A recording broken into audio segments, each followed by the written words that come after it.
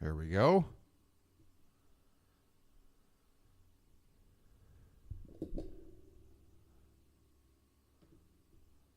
We are on the air. Hello. Greetings, everyone, wherever you are, whenever you are. And welcome to live coverage of Orioles baseball. Hello. My name is Steve, a.k.a. the BirdWatcher. And today, the Baltimore Orioles will be taking on the Los Angeles Angels, the second game of the 2024 season. Nice to meet you. We'll be getting underway here about 5 minutes after the top of the hour. If you're new to my channel, thanks for giving me a shot. I'll let you know what the purpose of my coverage is, if you're wondering why. A guy like me who, I don't know if you can tell, but it doesn't look like 4 o'clock in the afternoon where I am. That's because I'm on the other side of the planet. Orioles fan representing over here 12 time zones away. You can't get any farther away from Baltimore without leaving planet Earth, okay, folks? But I'm not the only Oriole fan that isn't within the Baltimore region. And hello, Lizzie. It's always nice to get a warm welcome. So, yeah, that's the intention of this channel, to build an Orioles community for those that may not have access to the official broadcast or maybe within range of the radio tower. Yeah, this is Orioles baseball. Or if you're a fan of baseball in general, I think you're going to have a good time hanging out here. The first game I covered was a pretty good success. And, I forgot to do this. Let me actually say hello. Hello, everyone. It's good to see you. We have a minute here before we get underway, so yeah. How about a little get to know you? So, right, I live over in Thailand. I'm a huge Orioles fan. I do come from a sports coverage background, writing for NBC Sports for about a decade, covering English soccer, the Premier League. But before that whole venture in my professional life, I've been an Orioles fan since I was about that tall, about yay high. And that love affair has never left. Sean, it's good to see you. So I had an opportunity at the beginning of last season to re-embrace my love affair with baseball despite living on the other side of the planet. It doesn't matter to me. The timing couldn't have been more perfect. The 2023 Orioles season was nothing short of magical. Orioles magic, if you will. So I said to myself, you know what? During that winter, waiting for this new season to come, I'm going to start up a channel. Actually, it's my second channel. I have another channel, but you're probably not going to be interested in it. But this channel is going to be dedicated to covering this 2024 season. I'm going to try to give you every game this year, 162 games, and hopefully several more in October, because this is a special team, and I'm ready to document it no matter what. If I grow to be 70, 80, 90 years old, I'll be looking back on this year and having something, a little bit of a video library or video diary or whatever you want to call it. I don't know. But hey, let me hurry up and just get that intro done, because I don't enjoy really being taking up your whole screen, okay? This is how it's going to work, folks, just in case you're not familiar with YouTube sports streamers. Obviously, we can't show you the game itself or even give you sound from a broadcast. That's a copyright violation. But what I can do is provide you information on the screen as the game goes along, and I'll give you my own play-by-play and commentary. Give me a chance. Admittedly, I haven't had a whole lot of experience doing this, but so far, I've been getting my feet wet during the spring with some games, and yeah, I feel like it's sort of coming natural. Hey, by the way, if you guys don't mind in chat, and let me say hello to chat here, because it's good to see chat folk here. Is the microphone sounding okay to you guys, or is there anything sounding kind of weird with it? Because that's the number one thing. Folks, I don't have much of a snazzy presentation. I don't have a lot of fancy stuff in my background. I got nothing really. But what I got, hopefully, is a well-working microphone. Right. I'm going to bring up the Twitter here as well. Audio sounds good, Sean. Yeah, so, yeah, there's so many things. Once I get this down, I got 161 of these games to go, and I'm sure the routine of the intro is going to come off like my other stream does, where it's just second nature, and I get it all out. But right now, I do feel a little bit like I'm stumbling. So, Lizzie, Spaceman, Sean, Cam, good to have you here in the chat. I saw earlier Carr, Giants fan, Pool, and then David in France, who I can only think, and by the way, David, I'm going to go by your name and assume you're in France. This is exactly what I'm talking about, folks. There's Orioles fans all over the globe.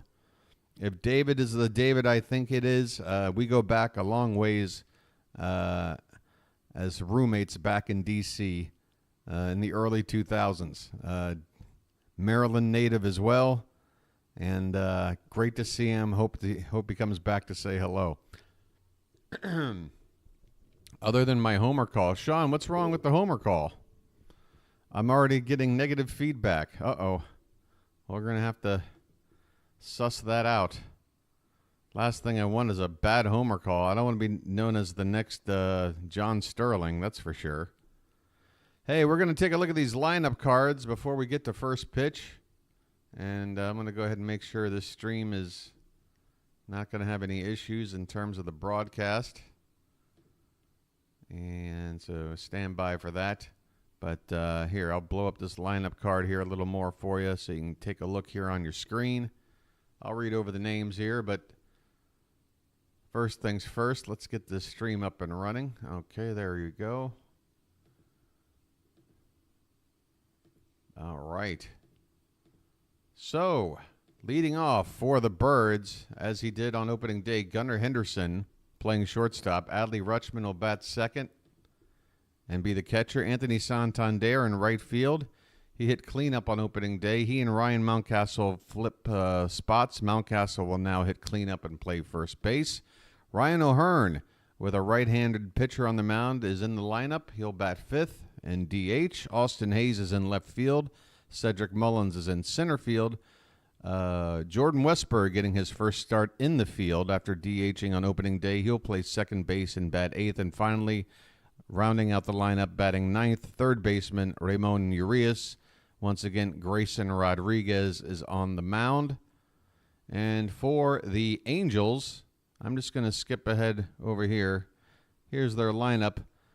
Anthony Rendon will lead off. In fact, it looks like the precise lineup from Game 1, which, by the way, they got one hit in that game, I believe. And they're not going to make a single lineup change. Okay, Ron Washington. It's your call, buddy. Rendon will lead off, play third. Aaron Hicks is in right field. Mike Trout batting third, playing center. Please don't pitch to him. Taylor Ward will bat cleanup and play left. Brandon Drury's at second base. Nolan Shanwell, the young first baseman, will hit sixth. Miguel Sano, free agent acquisition, will DH and bat seventh. Logan O'Hoppe is behind the plate, batting eighth. And finally, Zach Neto. Is it Zach? Yeah, I believe it's Zach, right?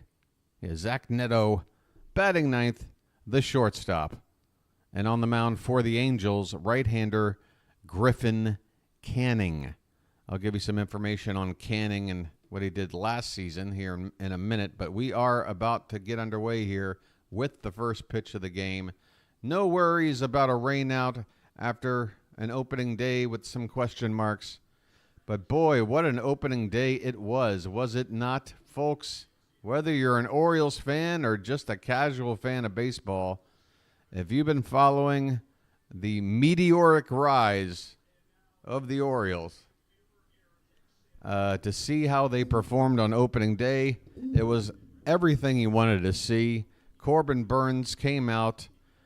The big piece, the piece of that puzzle that this team has been missing since we let Mike Mussina go to free agency, made his debut as the ace of this staff, and boy, did he impress.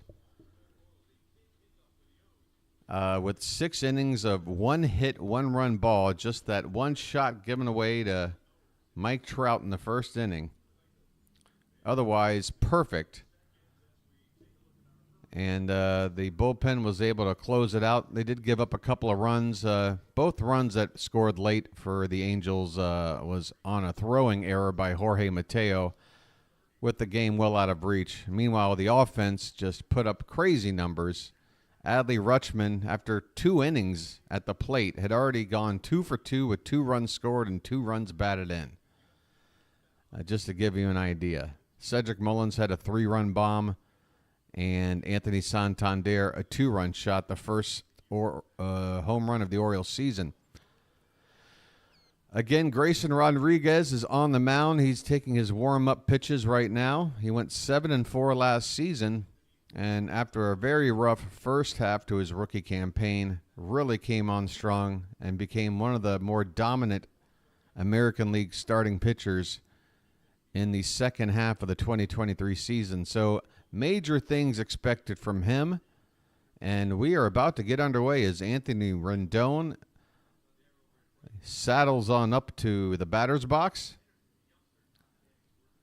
Once again, for the Orioles, Ramon Urias is at third, Henderson at short, Westberg at second, and Mountcastle at first. Left to right in the outfield, it's Hayes, Mullins, and Santander, and Adley Rutschman behind the plate. Here's the first pitch to Rendon, and it's inside for ball 1. Rendon didn't exactly do himself many favors in the PR department in the offseason. Here's a called strike to even up the count 1-1. Got himself in a little bit of social media hot water. He takes over the plate but low. 2 balls and a strike. When he pretty much, I am paraphrasing, said, baseball isn't really a priority in my life. I got other things I like more. And a ground ball off to the left. Now, of course, when it comes to things like your religion and your family, hey, that's understandable. But maybe there could have been a better way of wording it. It's rubbed a lot of people the wrong way. He's on a very large contract.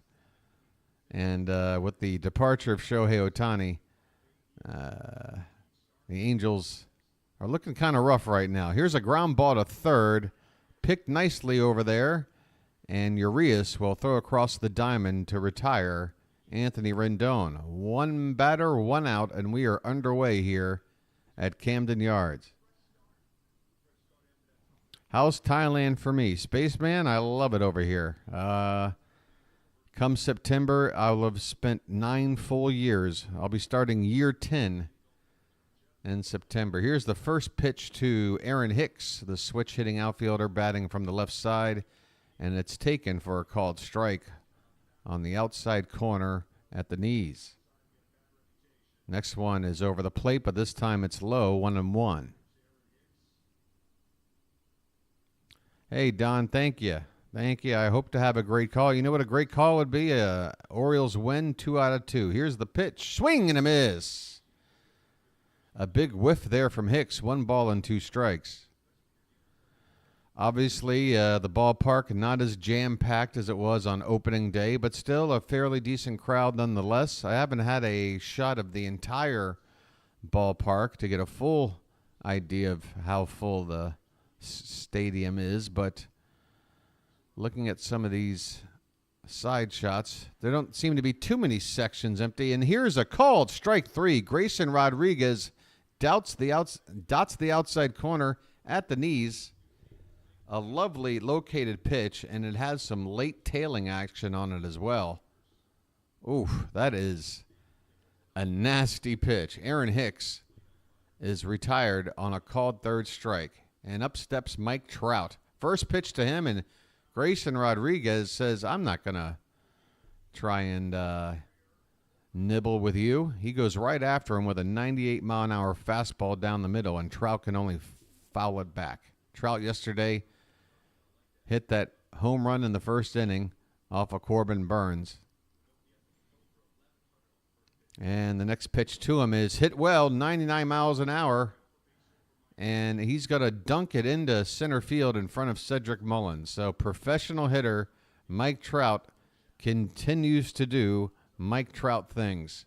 The question is, can the other 8 guys around him help him win ball games?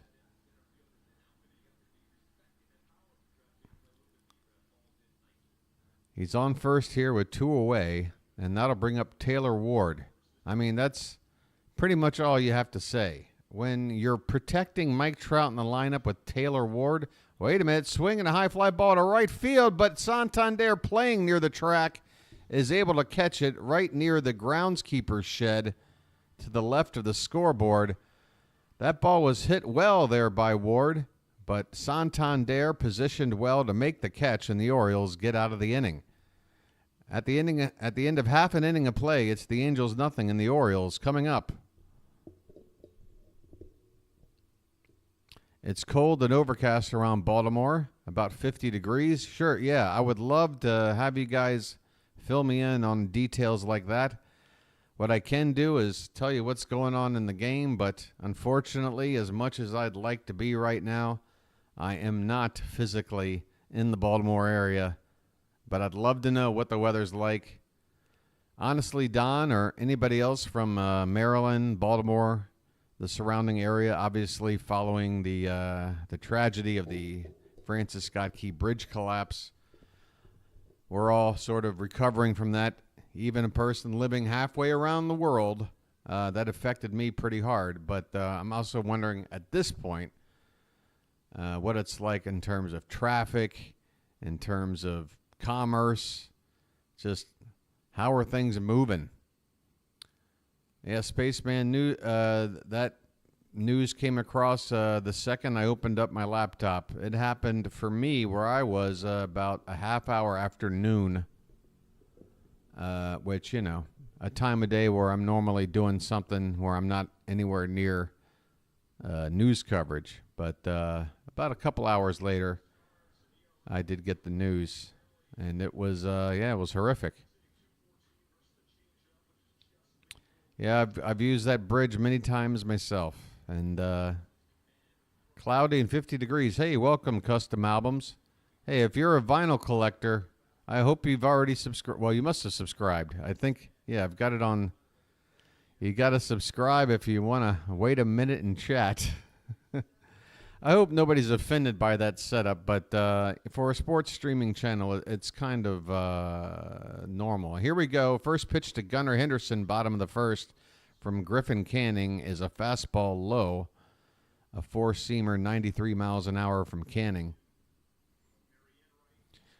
Henderson went 1 for 4 with a walk, singled and scored on opening day.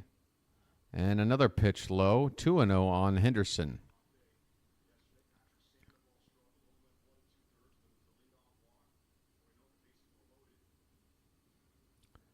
I failed to take a look at Griffin Canning's statistics from last season, but judging by how the Angels did as a team, I'm going to assume not a good record and a mediocre to below average ERA. Just going to go out on a limb. 3-0 the count now on Henderson. And the pitch is taken all the way for strike one.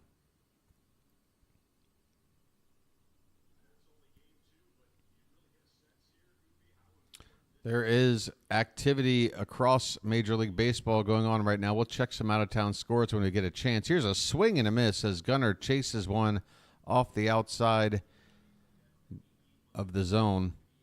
And the count even up at 2-2. Oh, excuse me, the count full now at 3-2.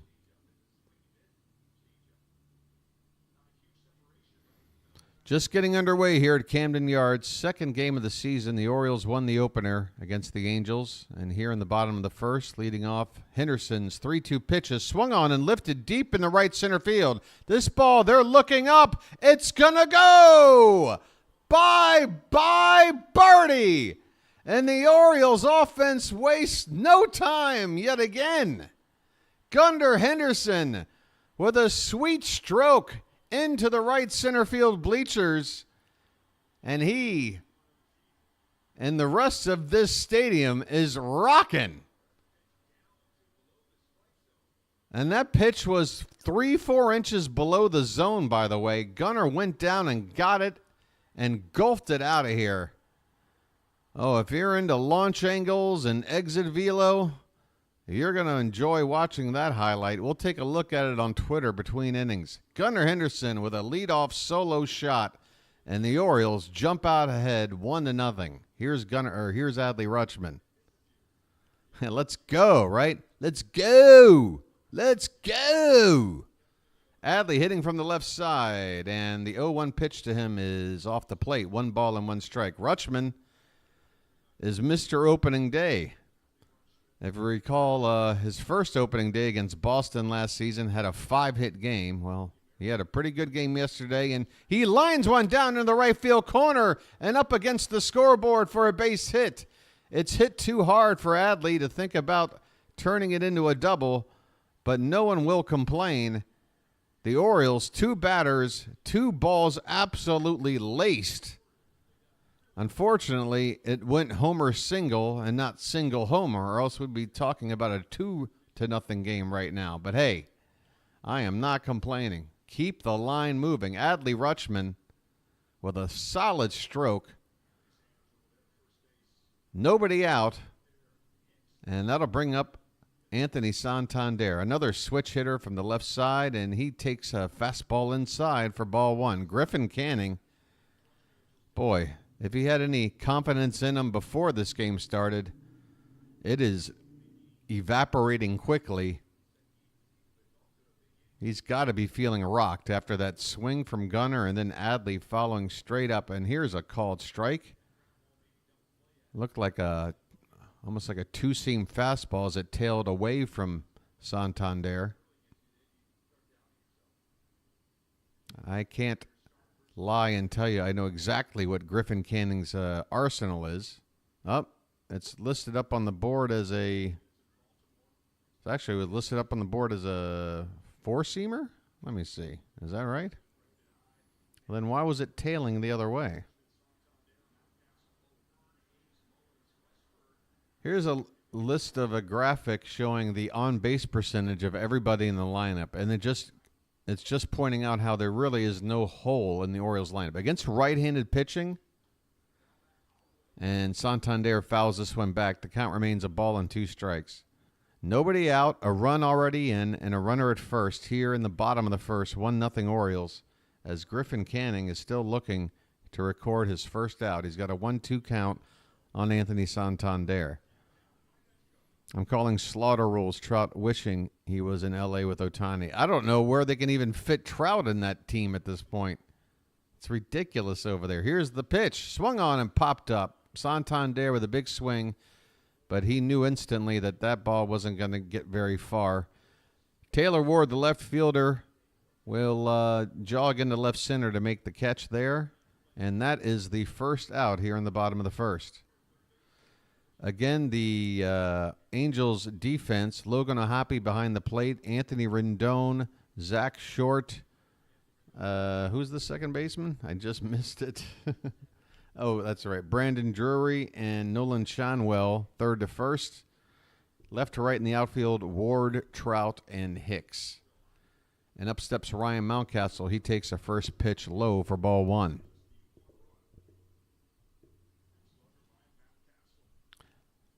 Mountcastle went 1 for 3 on opening day with a sac fly. He also drew a walk. Now getting a start here against the right-hander. I'm going to be honest, I was kind of hoping to see Colton Cowser in the lineup against a righty. He takes a big swing. He's headed toward Baltimore. This ball is just off the top of the large wall and left, but coming around from first base is Rutschman to score. It's an RBI double for Ryan Mountcastle. Turn on the sprinklers. It's 2-0 Orioles.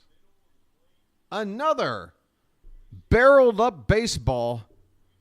Canning is getting rocked. That was 88 miles an hour on the inside part of the plate. And like I was saying, if that fence in left field was the old style fence, that's easily a home run by 6 or 7 rows. Instead, it hits off maybe 2 feet below the top of the wall.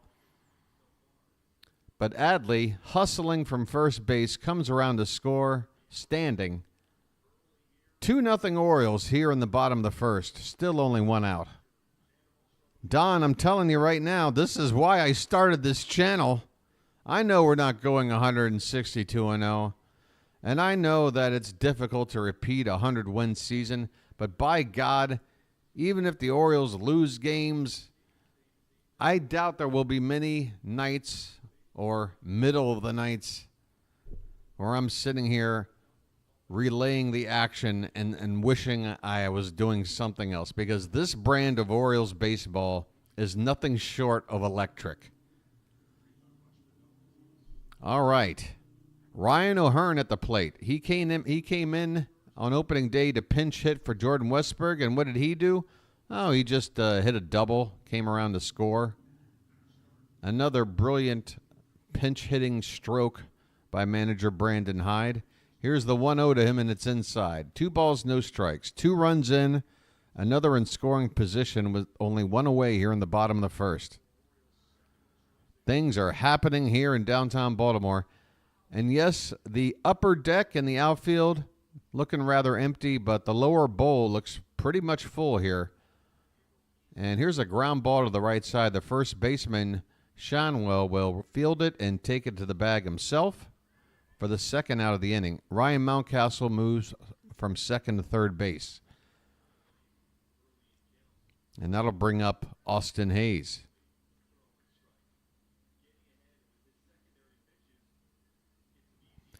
Yeah, Sean, you got to wonder what Trout's thinking. You got to wonder what Ron Washington was thinking after opening day. Because, wow, the Angels, again, just look like it's Mike Trout and the rest. Here's a swing and a tapper foul off to the left by Hayes. Austin Hayes rocking a serious mustache this season. He is not kidding around. He went 1 for 4 with a walk on opening day. Everybody got in on the action on opening day. Here's the 0-1 to him. And this one's popped up. A broken bat into shallow center. Trout coming in hard, but it's actually the second baseman, Drury, who will make the catch over the shoulder for the third out of the inning. But the Orioles strike again in the first inning, just like they did on opening day. They score twice, a leadoff home run from Gunnar Henderson and a RBI double from Ryan Mountcastle. We go to the second. It's the Orioles 2, the Angels nothing.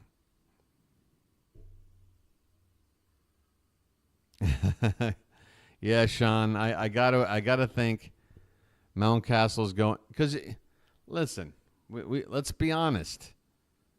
A ball like that where it's a home run pretty much anywhere else, but it's a double here, that at the end of the season, all these numbers get added up, they get fed into a computer, and then you're told how much you're worth.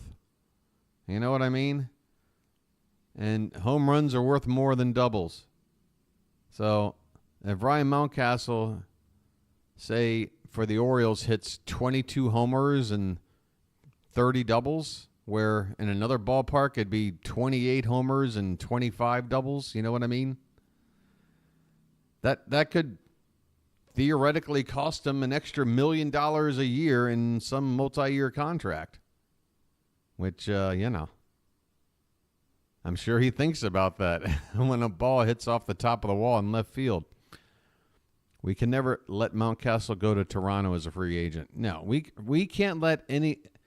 If it looks like one of our best players is being scouted by another team in our division, then I want to make a go ahead and make a trade.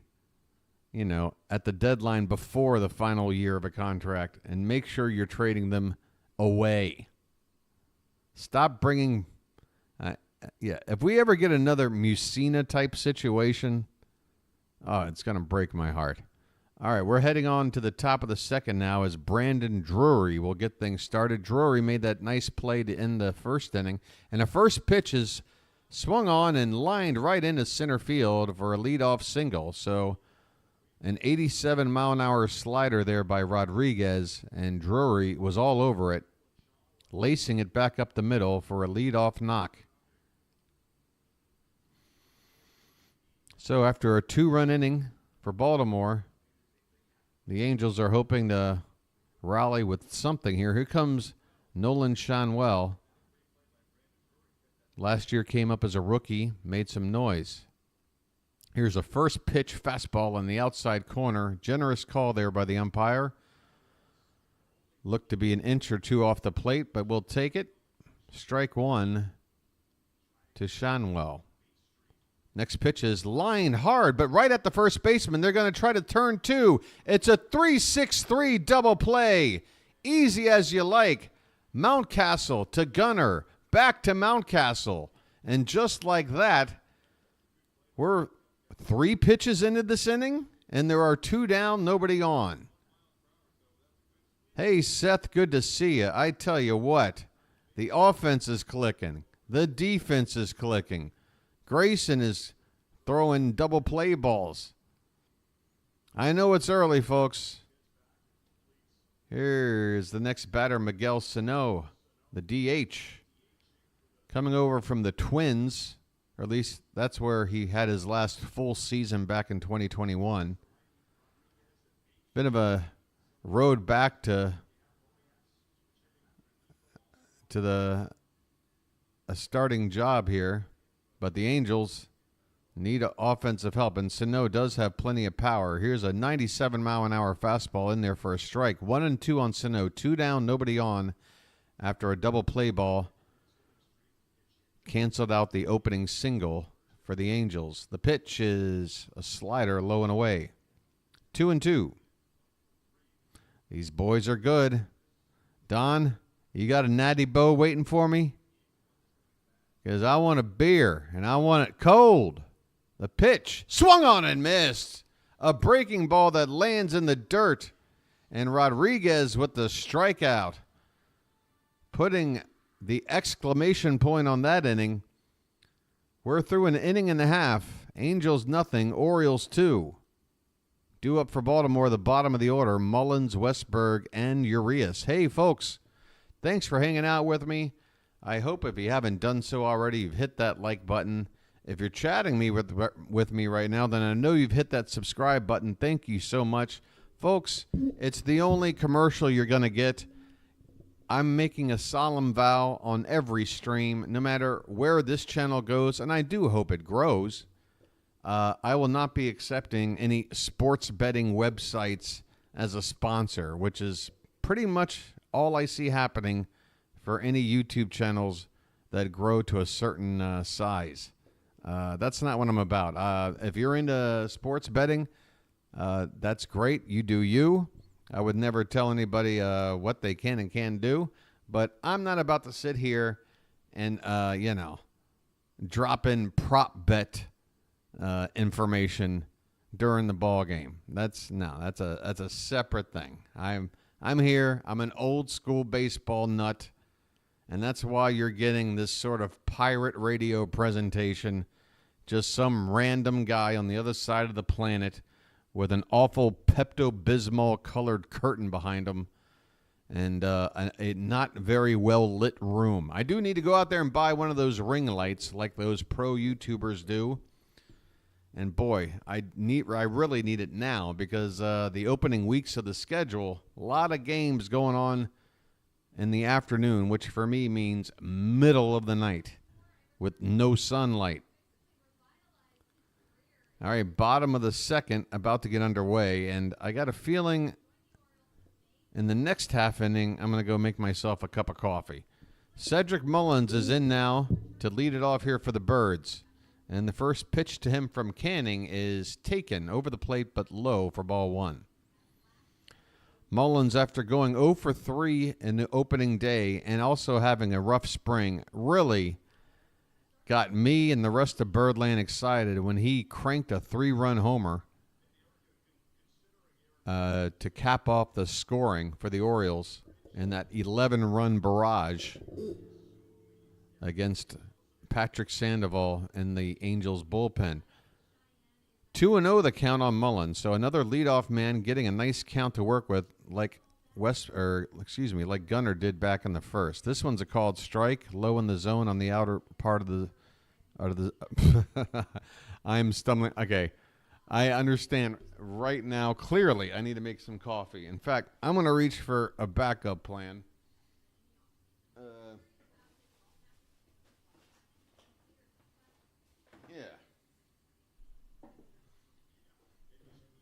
This is what they call an energy drink, and I think I might need it. Custom World Series champs, you know I would love that to be the outcome. But you know what? If we just wound up winning a pennant, we haven't won a World Series in 41 years, but we haven't even been to the World Series in 41 years. I just want the shot. I want the pennant. You know, in this day and age of interleague play, balanced schedules, divisions not meaning what they used to, maybe winning pennants don't mean what they used to, but to me, it does mean something. This one's outside the Mullins, and the count runs full. Leading off here in the bottom of the second. I want a pennant. I want an American League pennant, and then see where we go from there. Here's the payoff pitch to Mullins. Swung on and fouled back. We'll do it again. You know what I'm saying? It's one thing to not win the World Series for 41 years. It's a whole nother to not even get there. And we've only sniffed getting there maybe 3 times in the past 41 years. So let's make this our year. And Mullins takes a beauty of a breaking ball for a called strike 3. Mullins strikes out looking to begin the bottom of the second. And again, that looks more like the Mullins that we saw in spring training. Let's hope that home run he hit yesterday is a sign that he's starting to find himself at the plate. But if he took that one swing away, I still have to. I don't want to be a negative Nancy or anything, but one of my major concerns right now is how effective Cedric Mullins is going to be offensively this season. Here's the first pitch to Jordan Westburg off the plate, 1-0. And the next one to him is well high. 2 balls and no strikes to Westburg. Westburg getting his first start in the field after DHing on opening day. I needed that sip. And the 2-0 to him is taken. Another breaking ball finding the bottom of the zone. 2 balls and 1 strike. You hope the Yankees lose every night. Well, so far, Don, it ain't working because they're, 2-0? But the silver lining, it's 2 wins over the Astros. And I want the Orioles to finish with the best record in the league again. And one of the teams that I feel would be the closest competition and the best overall record is the Astros. So it's good to see them lose twice. Here's a swing and a pop-up by Westburg. A pitch low in the zone, and he somehow still got under it. It's in foul ground on the third base side. Rendon over by the railing makes the catch, and Westburg is retired. So 2 up, 2 down here in the second as Griffin Canning attempts to settle down after a rocky first inning. Canning's pitch arsenal, by the way, a 4-seam fastball, a slider. Those are his 2 main pitches. He also has a changeup and will work in an occasional curveball. So no sweepers, no sinkers, no cutters. It's a pretty generic, old school pitching arsenal here from Canning. And here's Ramon Urias, who takes a first pitch fastball upstairs for ball 1. 2 down, nobody on here in the bottom of the second. 2-0 Orioles. The pitch. We're up and way in, and Urias has to back out of the way. And Canning falls behind yet another batter.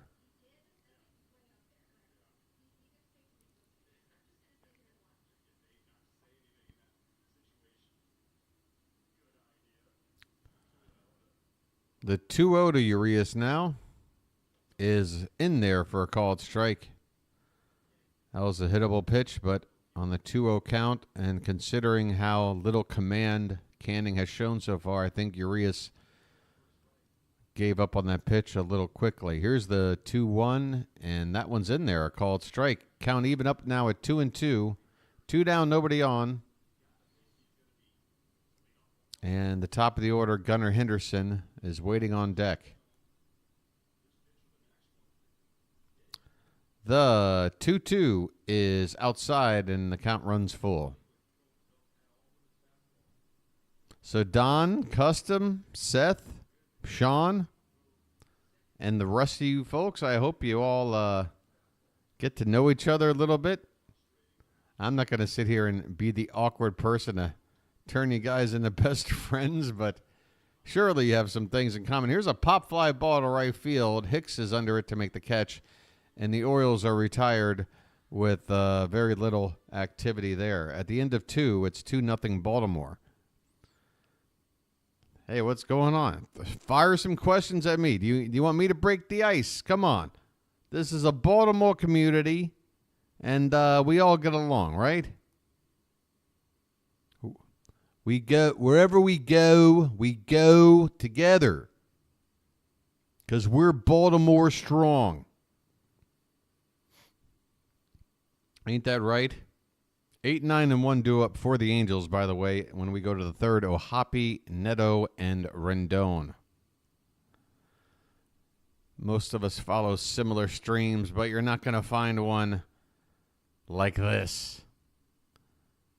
This stream is a little bit different. It's a little bit quirky. It's a little bit Baltimore. You know what I mean? You never know. I might just hop up and get a drink of water, take a shower, sit back down, have a natty bow. Matter of fact, I am going to start it up here during this half inning.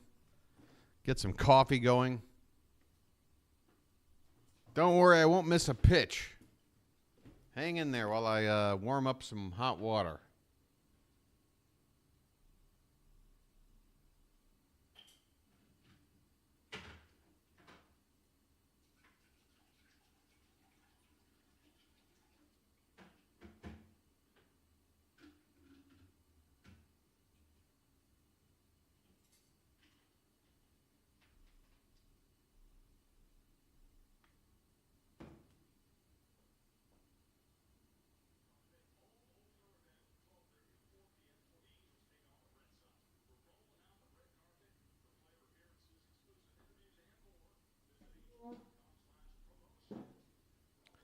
All right. Hey, hon. Hey, Melanie. Good to see you.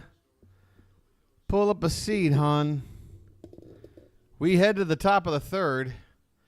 Want to know the count here to the leadoff man, O'Hoppe, and the next pitch from Rodriguez is a bit inside. 2 balls and no strikes to the Angels catcher, leading it off here in the top of the third. 2-0 Baltimore here in Game 2. The pitch swung on and fouled back. 97, O'Hoppe. Took a big cut there, but he was a little bit behind. And if you hear the sound of a pot kettle going, psh, don't worry, it'll be off in a second. Here's a fastball off the outside, and the count moves to 3 balls and a strike. Rodriguez gave up a leadoff single in the last inning, now trying to avoid giving up a leadoff walk. Unfortunately, he does. Fastball gets away from him, nowhere near the zone, and O'Hoppe will get the free pass to lead it off here in the top of the third. Stand by for one moment.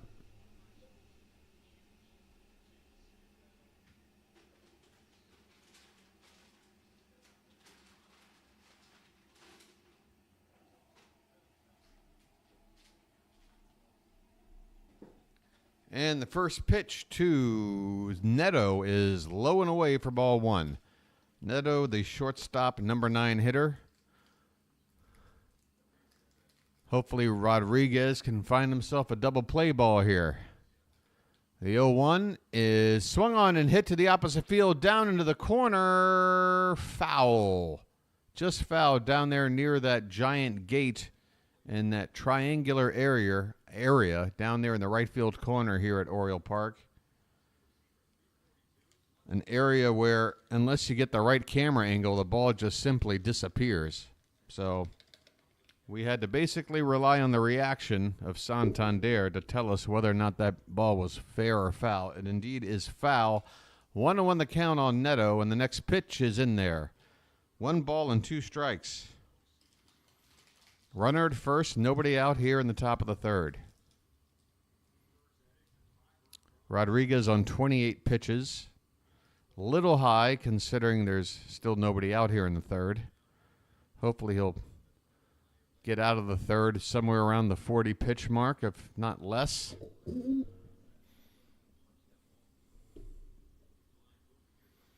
And the 1-2 to Neto is called strike 3. Rodriguez dots the outside edge.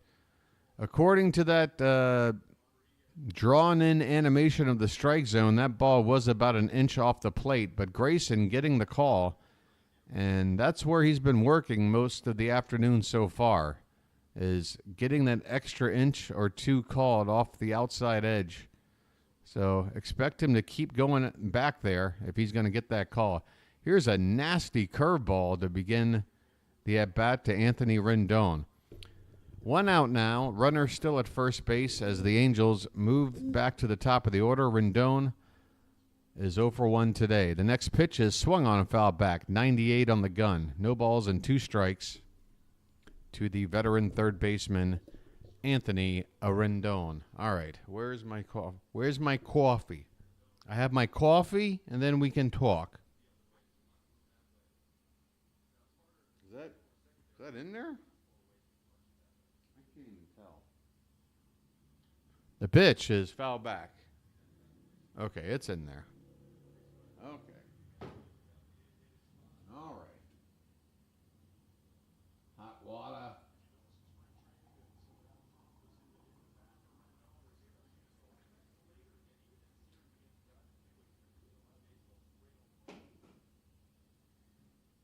The 0-2 to Rendon, and here it is.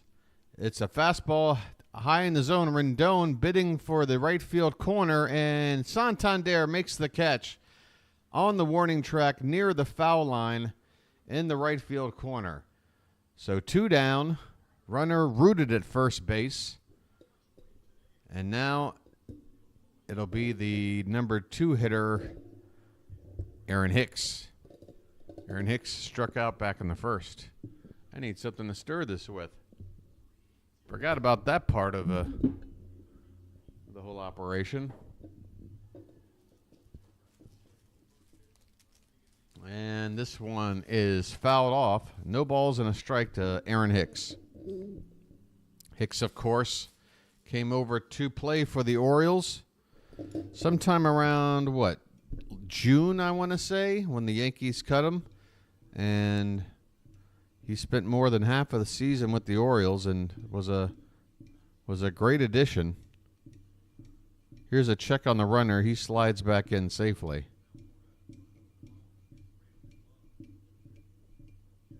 Don, you talking about Hicks? The 0-1 to him is outside. 1 ball, 1 strike. A changeup that was nowhere near the zone there.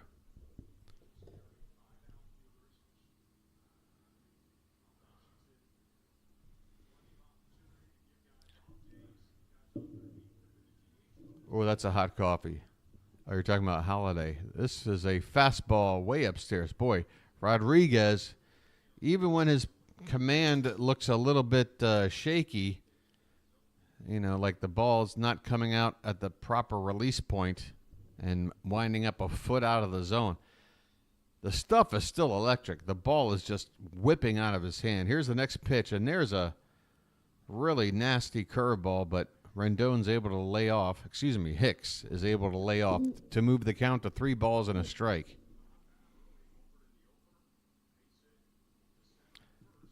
Yep.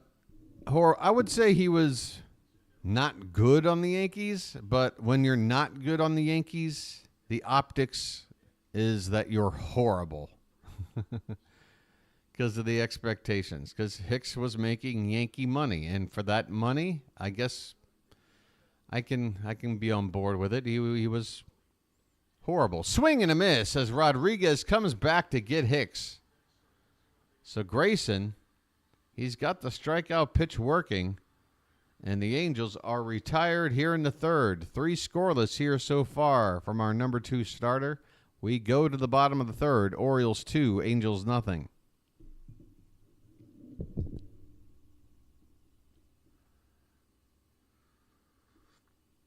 Hey, Don, no worries at all when it comes to being behind in chat.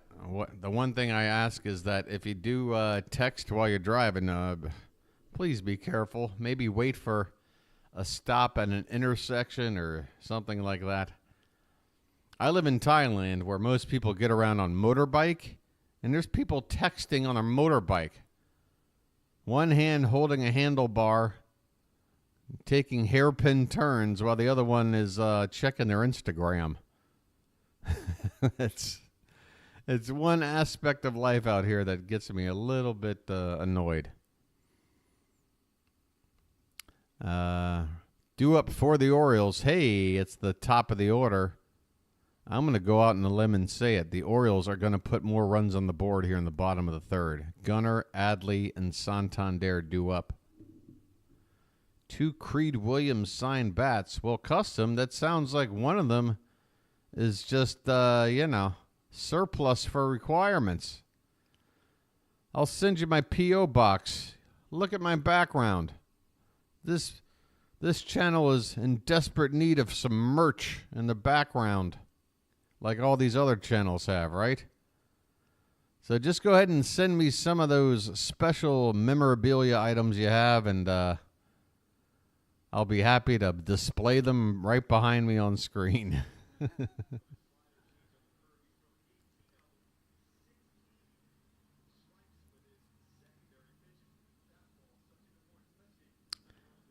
All right, Canning is ready to face the Orioles order for the second time. Here's Gunnar to lead things off. First pitch to him is off the plate and not even close. Gunnar, you can just tell pitchers are not happy facing this guy, particularly right-handers. The next pitch to him, he chases one low and away. It would have been 2-0. Instead, 1-1 the count. Don't chat while driving. I drive fast. Okay, I'm on board with you, Don C. Call it a hot take, but I think it's safer to go a few miles an hour over the speed limit versus going the speed limit and texting. I know, I got a lot of hot takes. 2-1 the count on Henderson, leading off here in the bottom of the third. Canning's next pitch is foul back, 2-2. That's right. Gunnar led off the scoring. And this is kind of why I don't want to see him in the leadoff spot. I'd rather honestly see Adley bat first and Gunnar bat second, because Adley has the better on-base percentage, which is what you want. You want your first guy to get on base. Unless you got a classic leadoff hitter who's got crazy speed that is, more often than not going to try to steal a base. Here's a swing and a liner caught out in left field. Henderson went the other way, but the ball hung up just enough for Ward to make the catch. And the Orioles shortstop is retired here to begin the bottom of the third. Yeah, I just don't want to see a situation like where the Phillies have with Kyle Schwarber, where they're like, yeah, let's take our best home run hitter and have him hit leadoff so that every first at bat, it's a solo home run instead of potentially a 2-run homer or something. You know what I mean? Put Adley at the top, let him get on base, and let Gunnar come up and be that extra base hit machine that he is. Speaking of Adley, he steps in, and after a first pitch strike, he takes one about head high for ball 1. 1 ball, 1 strike on Rutschman, who singled and scored back in the first. The next pitch is swung on a miss. Rutschman fooled there on a breaking ball, and the count 1-2. By the way, folks, I know our season ended with a whimper in the playoffs, getting swept by the Rangers. But keep in mind, when it comes to regular season streaks, the streak is still alive. We have not been swept now for 92 consecutive series, dating back to 2 seasons ago now. Here's a high foul fly ball over into the stands in the right field corner. And the count's still 1-2 on Adley Rutschman. The next pitch is swung on and hit in the air. Shallow center. The second baseman coming out. The Trout is sprinting and he makes the catch.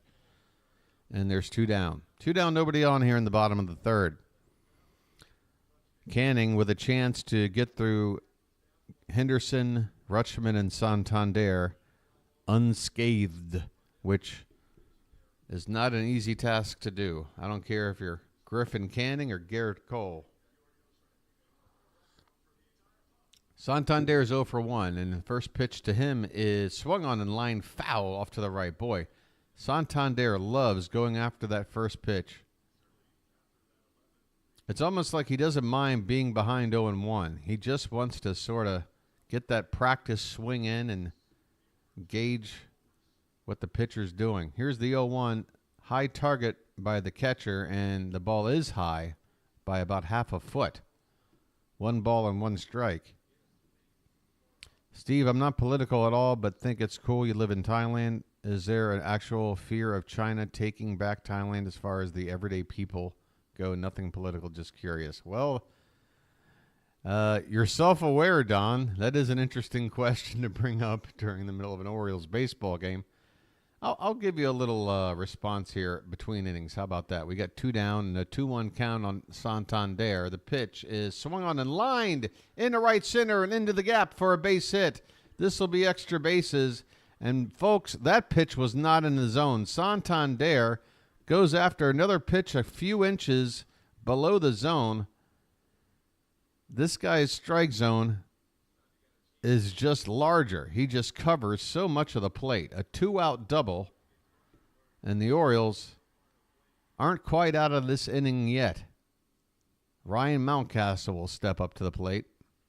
You'll be back in chat in about 20 minutes. Okay, Don, well then just let me know when you're back, and when the timing is right, I'll talk about my exploits in Thailand and whatever else you want to talk about.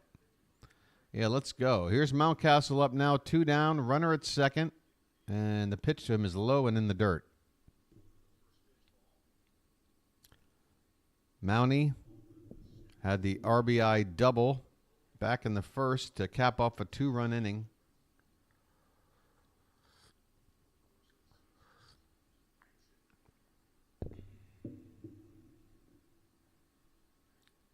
The 1-0 to him is swung on and fouled off at the plate.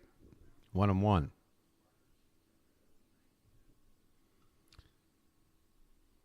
Folks, I'll just, as we get a little break in the action, once again, just encourage those who are watching right now to go ahead and tap that like button if you don't mind. We got 33 people here watching right now and 16 likes. So half of you are here watching, but, you know, you're not obligated to hit the thumbs up.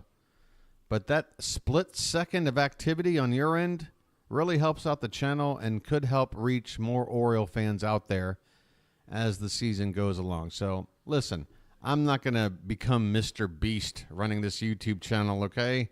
I'm a guy in Thailand up at 4 a.m. trying to give you some Orioles coverage. Here's a swing to line drive, base hit in the left field line. That's a fair ball into the corner. Coming around to score the third run of the ball game is Santander, and the second RBI double for Ryan Mountcastle. I told you the Orioles would score in this inning. Yes, 2 outs were made first, and my prediction was looking bleak, but you just can't give up on this offense.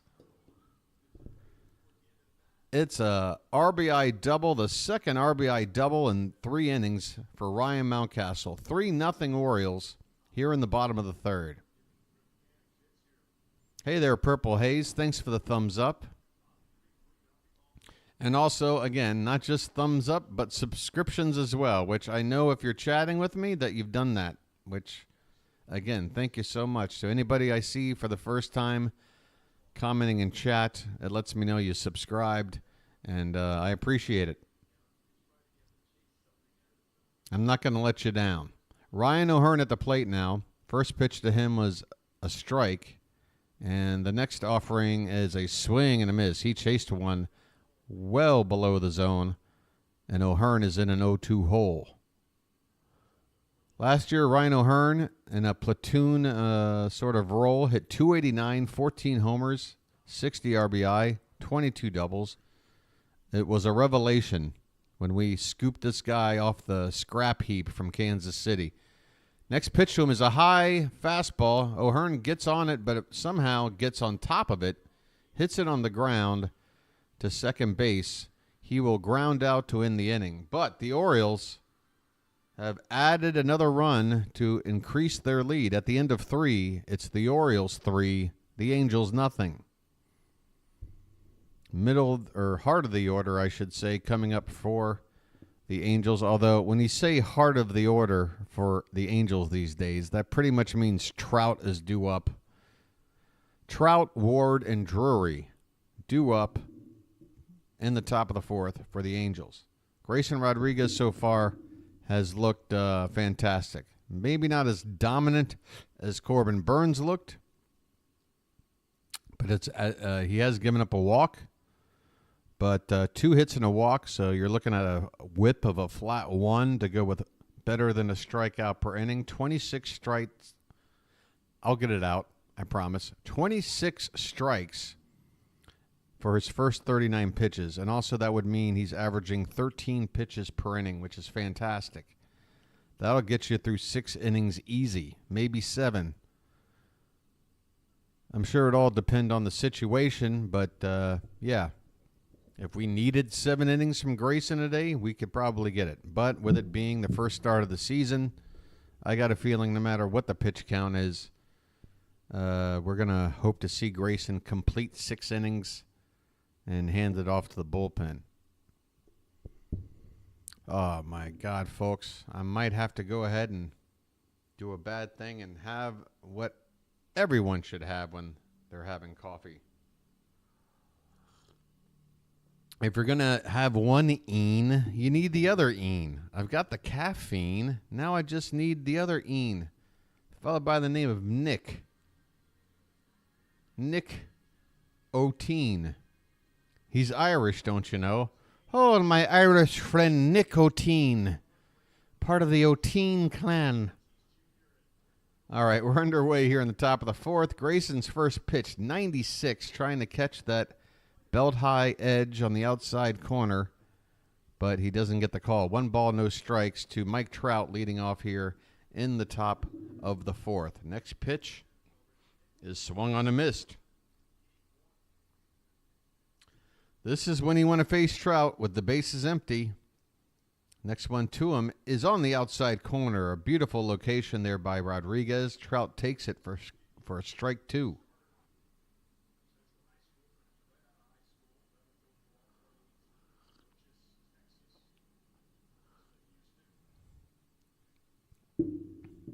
And the 1-2 from Grayson is up and away. Well, technically away, not up. High in the zone, but outside. Probably a better way to put it. 2-2 the count. And another pitch quickly is swung on and missed. A changeup, and Trout was fooled. Trout strikes out here to lead off the fourth, and Grayson looks like he is in the zone right now. Boy, the movement on that. Just, we have got some sorcerers on this pitching staff at this point. Between watching Burns' movement on opening day and, here's a high fly ball. First pitch swinging by Ward. This is trouble. Mullins going back, and that ball's going to clear the wall in left center field. So just as I was praising the command and the stuff that Grayson Rodriguez has been showing so far today, Taylor Ward ambushes the first pitch of this at-bat and goes yard to put the Angels on the board. A solo shot. It's the Orioles 3, the Angels 1. Credit to Ward there. He went up there with a mission. He says, I'm not going to sit here and wait to get into a weird count, not knowing what Grayson's going to throw. I'm going to look for a pitch and a location. And he did just that. So the Angels are on the board 3-1 now. And here is Brandon Drury at the plate. This one's upstairs. First pitch was a strike, and so that means the count now is 1-1. The next offering is up and in. 2 balls and a strike to Brandon Drury. 3-1 Orioles now here in the top of the fourth. That's all right, Grayson. Burnsy did the same thing. Burnsy gave up a solo shot, but was otherwise fantastic. Here's a swing and a miss on a pitch low and in. Boy, that ball started in the zone and had Drury looking foolish by the time he was done swinging. Some really nice movement on Grayson's pitches. I think he's learned one thing, though, which is don't take that first pitch for granted, because he did throw a couple of first pitch fastballs right down the heart of the plate to start off a few of the at-bats today, sort of just to set the tone. This one, to be fair, was lower in the zone, but it was center. And plus it was a slider, so the velocity was a little slow. So, yeah, if you got the batter thinking it's a fastball and it's in the middle of the plate and he's trying to catch up to it, instead it's a slider, next thing you know, he's crushing the ball. This one's off the outside edge. Grayson wanted the call in the 2-2 count. Instead, the count runs full here. 1 out, 1 in.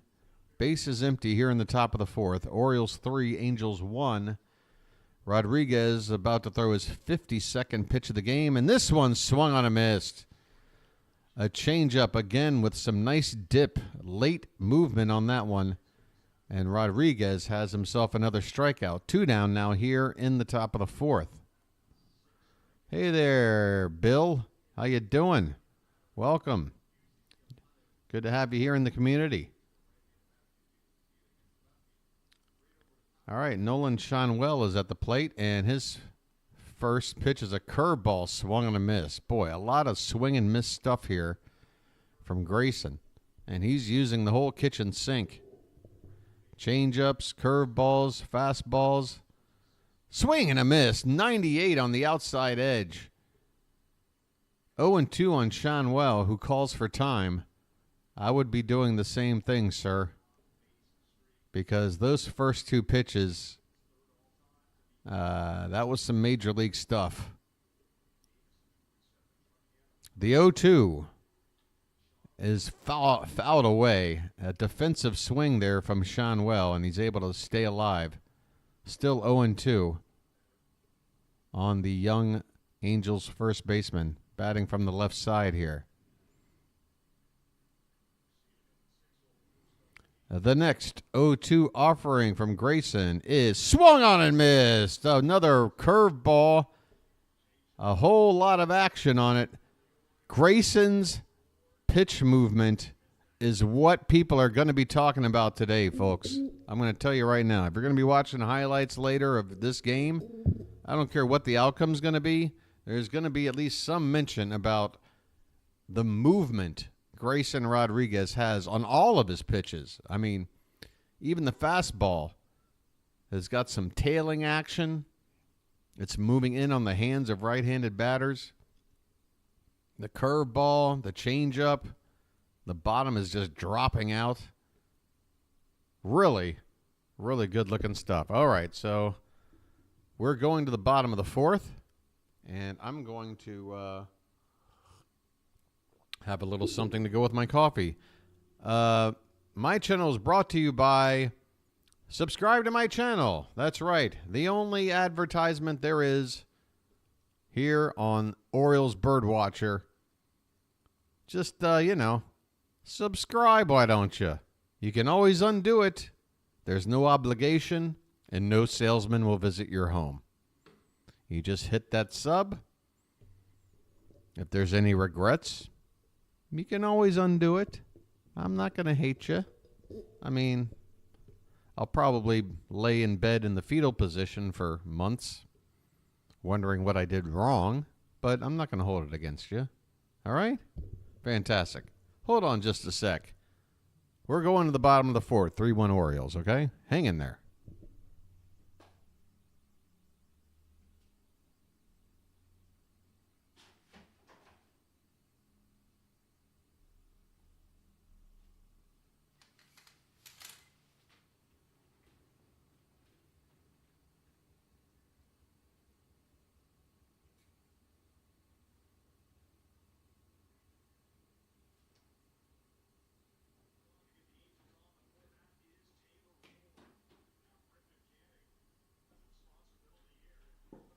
All right.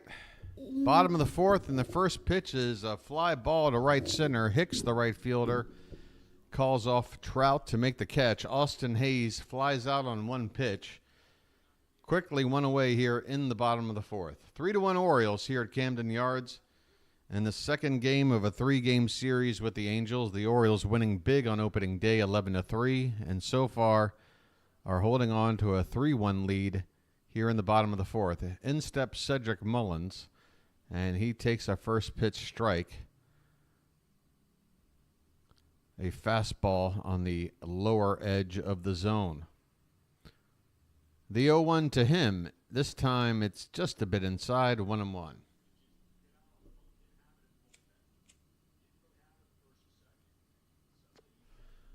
That's right, folks. I'm an old school broadcaster. I'm bringing you the game live and in living color while smoking a Lucky Strike.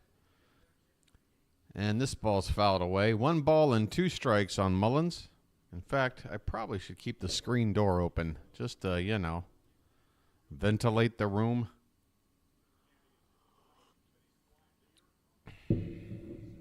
Mullins asks for time, and so do I.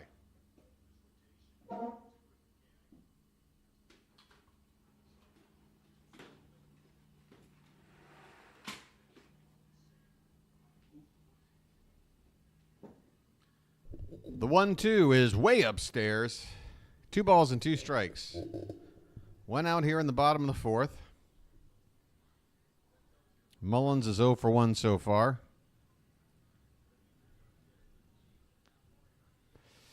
And the 2-2 pitch is swung on and tapped foul at the plate. Mullins just getting a piece to stay alive.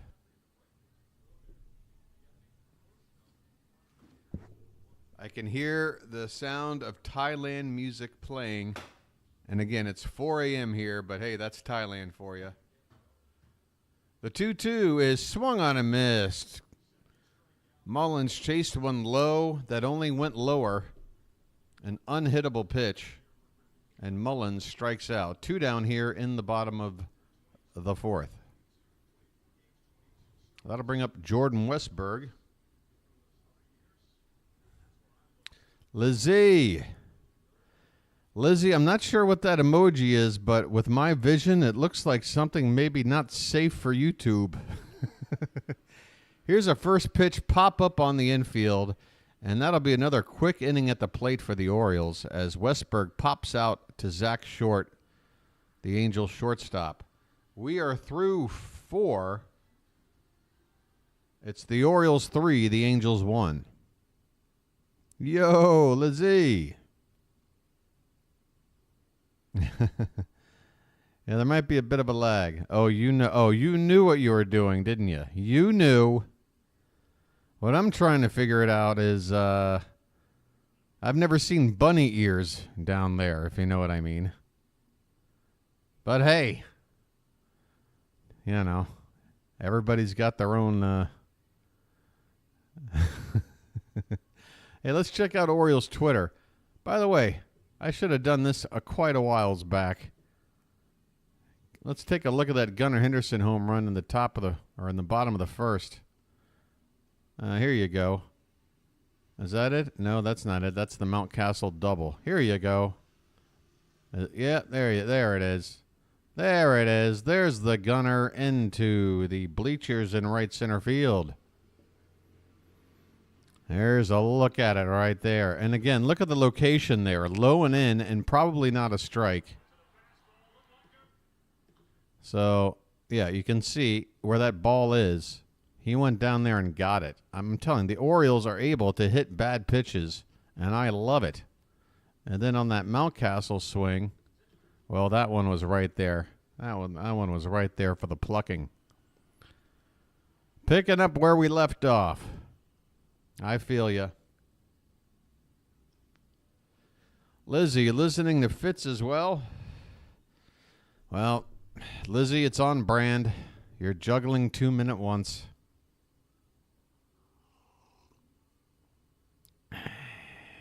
But let's face it, Lizzie. I'm the alpha dog here. Let's be honest. Fitz just doesn't have the experience. He'll get it. With time comes experience. All right. Here we go to the fifth, and Miguel Sano with a line drive speared by Urias. That ball was ticketed down the left field line for extra bases, and Urias, with a quick reflex move, is able to snare that ball. Boy, somebody give me the exit velo on that one, because that ball was absolutely crushed. Well, the animation is already moving on to the next batter. I can promise you the exit velo on that was at least 100 miles an hour. Here's O'Hoppe. First pitch to him is right in there for a called strike. Fitz is over on his stream talking about the Orioles. What in the world? The pitch is swung on and missed. Another chase induced by Grayson Rodriguez. The Angels batters are perplexed up there right now.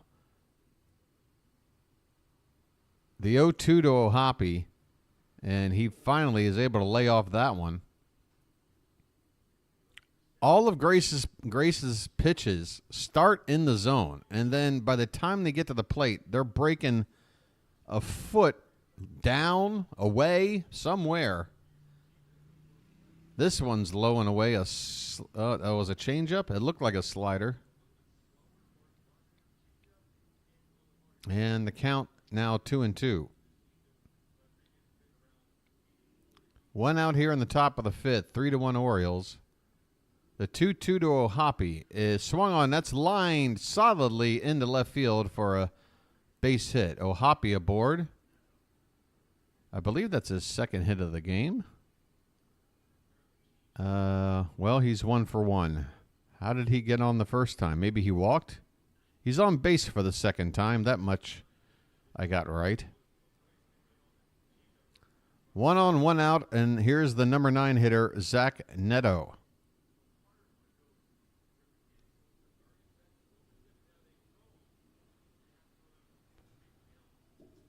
First pitch to him is in there for strike one. 96-mile-an-hour fastball.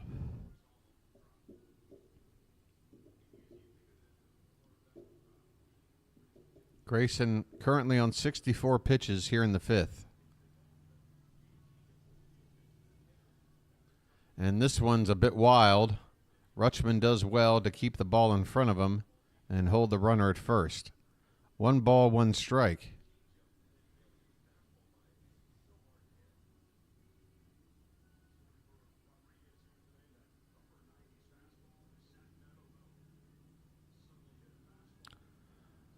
And the 1-1. Here's a bunt attempt. He lays it down, but it'll go foul. Interesting idea there from Neto. Didn't get a look at how the defense was lined up, but I'm assuming Urias at third was playing relatively deep.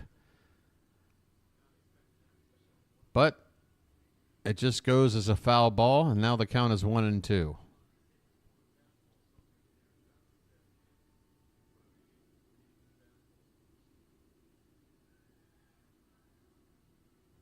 By the way, you can see in the front row behind on the camera view from the outfield, here's a wild pitch. This one's going to go all the way back to the backstop, and Ohapi will move up to second base easily.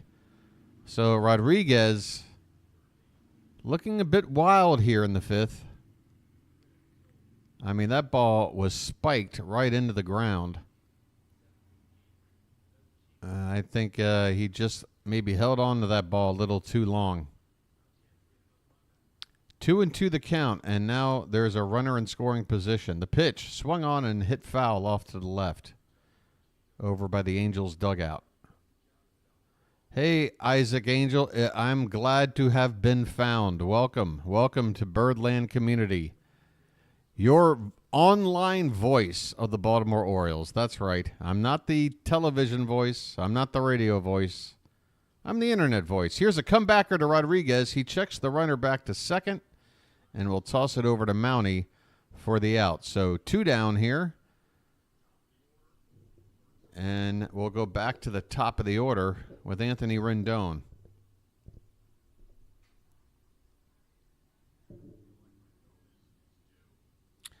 Folks, just to let everybody know, there's going to be a lot of people that are new who are just finding me.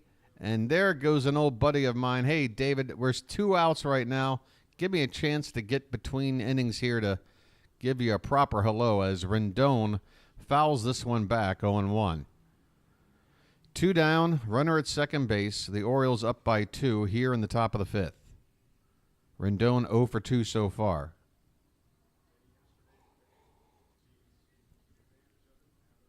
The next pitch is a curveball that lands low and away. 1 ball, 1 strike.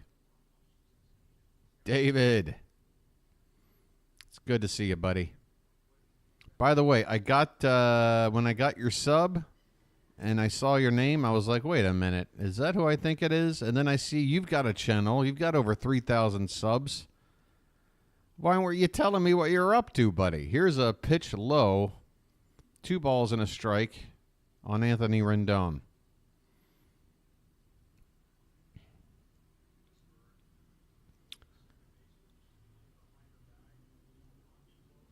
Rodriguez checks the runner at second, and the pitch popped up. This should get, it's going to probably get out of play, and yeah, about 5 rows back. Mountcastle takes a look, but of course with the screens that have been installed in the last few years, there aren't many chances anymore to lean in and make a catch into the crowd. Feels like we need some Papa John's. I haven't had Papa John's in 10 years now. Do you know how long I've been living out here, David? Oh, I love the jalapeno. You can have the sausage. I'll take the jalapeno. Here's a fastball that Rodriguez was trying to hit the top of the zone with, but he missed. The count runs full here on Rendon. So, big payoff pitch coming with 2 down and a runner at second base. The 3-2 pitch to Rendon is swung on and missed. 97 on the outside edge, and Rendon comes up empty. Rodriguez gets out of the jam, and we are halfway through this ball game. It's the Orioles 3, the Angels 1. Oh, boy. My go-to for pizza, I'm a bacon and jalapeno guy. Bacon and jalapeno, that is the combo. Debate me, you will not win. You will not win with a combo of bacon and jalapeno. And I'm not talking Canadian bacon. I'm talking the real deal, all right? Can Grayson tie Corbin's strikeout total? Well, he'd need 11 today. And so far, he's on 8 through 5 innings. Yeah. I think he can pitch 6. He'd have to strike out the side to get there. I don't think he's going to go past 6 innings, though. Again, regardless of what the pitch count will be, which, by the way, is at 75. So let's say it's probably going to be in the upper 80s. Yeah, we're going to get one more inning out of Grayson. Hopefully it'll be a clean inning. But in order to match Corbin, he's going to have to strike out the side. Plus, he's going to have to do it against the likes of Aaron Hicks, Mike Trout, and the one guy who's done something today, Ward, who hit that home run. So it's a tall order, but it's in the conversation. Lizzie likes mushrooms, onions, and sausage. Wow. That sounds like a great cologne. My goodness. Hey. Base Heck is in the building. Folks, say hello to Base Heck. He's been with me here since, Base, didn't you find me in spring training? I'm telling you folks right now, if you're subbing or if you haven't subbed yet, you're going to want to be one of the first 100. Should I do a check on my sub count? Am I that self-indulgent? Maybe I'll wait till the next half inning. Here's a swing and a miss from Ramon Urias as he leads it off here in the bottom half of the 5th. Griffin Canning out there for his 5th inning of work. And the next pitch to Urias is popped foul behind the plate. No balls and 2 strikes. Detroit style is better than any other kind of pizza. Fight you. All right. Hey, you ever see that highlight of the Red Sox game where a fan in the crowd got mad at another fan for reaching for a foul ball that was in play by throwing a slice of pizza at him? Here's a ground ball to short where Urias will ground out on a one-hop grounder to Zach Neto. One away here in the bottom of the 5th. Well, Base, I hope you're here with me through this entire journey, through the whole season, because I'm telling you right now, if you're in on the ground floor, it's going to be something special. We are building up to something special, little by little. Gunnar back up at the plate now for his 3rd at-bat, and the first pitch he sees, he lines it into right field for a base hit. 2nd hit of the day for Gunnar Henderson, a 1-out single, and here comes Adley. All right. We got the big boys coming up. And 3rd time through the order, Canning is on 72 pitches. This could be a chance to knock him out of the game. You hear that, folks? Base is on board. Screw pizza. Well, I've seen some videos where that's actually a thing, Sean. Screwing pizza. This one's up and away to Adley. Give me a hot corned beef sandwich on rye with brown mustard from Atman's any day. Hey, you know what? I got to agree with you. I will take a good deli sandwich over a pizza. You know why? Because you can eat half that sandwich, put the other half in the fridge, eat it later, it'll be fine. Some of you folks, maybe you like that cold pizza, but when it comes to reheating it, it just doesn't work out. Let's be honest. You got your dad subbed. He's going to be like, what is this? What is this? It's the home of Orioles baseball. That's what this is. 2-0 the count on Rutschman. Gunnar at first base, 1 down. The pitch is a sort of a half-hearted swing that luckily is on the foul side of first base.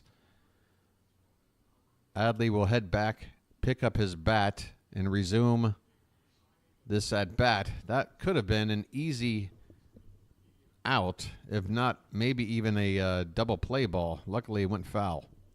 2-1 on Rutschman. Love me a deli sandwich. I miss the delis. I miss the Northeast delis that I used to frequent. High target being shown here by the catcher, but now he lowers the glove, and Adley's not fooled. He gets a bat on it, but I guess it's off the end of the bat. It sounded better than it looked, as it's a pretty weak fly ball to right field. Catch is made out there by Hicks, and there are 2 down now here in the bottom of the 5th.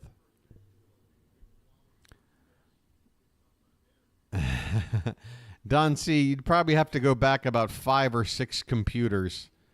I'm talking about videos that was, for some reason, that was a thing like 15 years ago or so.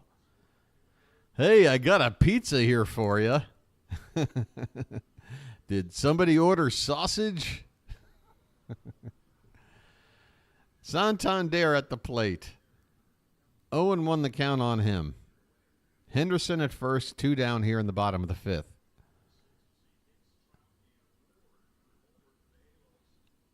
Canning's 0-1 is up and away, 1 ball and 1 strike. And I want to go ahead and close this door behind me. Hold on a sec.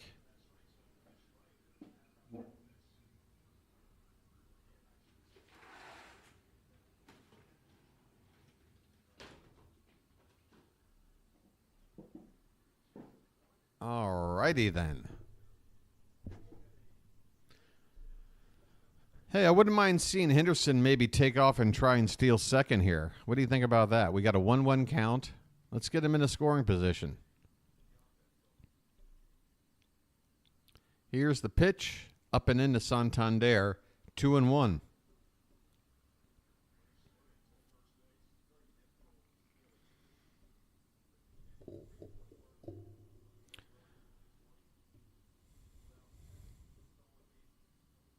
Well, there's a fact I did not know. Griffin Canning has a gold glove to his name, so he's actually pretty good at holding runners on. And actually, he just now checks on Henderson, who has to dive back in. He does so successfully. First disengagement during this at-bat. Canning allowed another one.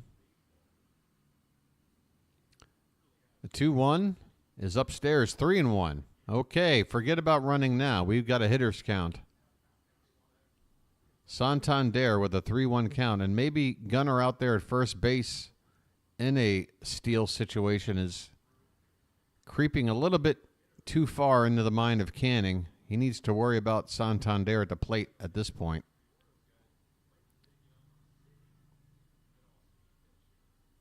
Canning already up to 80 pitches. This will be number 81 here in the 5th. The 3-1 is swung on and golfed into the air. That one was only an inch or 2 off the dirt. So Santander once again going after a pitch out of the zone, but this time can't find success as he flies out to right to end the inning. The Orioles get a hit, but they leave a man. We go to the 6th. It's Baltimore 3 and the Angels 1. All right, folks, what do you think? One more solid inning from Grayson, and I think that's probably all we'll get from him today. And then we'll see what our bullpen does. I'm sure we'll see some of our best relievers. After a bit of a blowout situation on opening day, we were in a position to send out guys like Mike Baumann, give Dylan Tate his first taste of action since 2022. But with a close game, I would expect to see maybe a Cano at some point, maybe a Danny Coulombe. You know, those guys. Yeah, it's only game 2. But, you know, you want to get our good guys in there. Listen, with Kansas City up next, I don't think our bullpen's going to get too taxed for the next several days. So, yeah, you want to go ahead and get your good guys their innings when you can. You want to get everybody involved, obviously. So, yeah, I would say with a team like Anaheim, I guess it depends on if there's more lefties or righties due up in the next inning for the Angels. Let's see who will be up next in the next inning.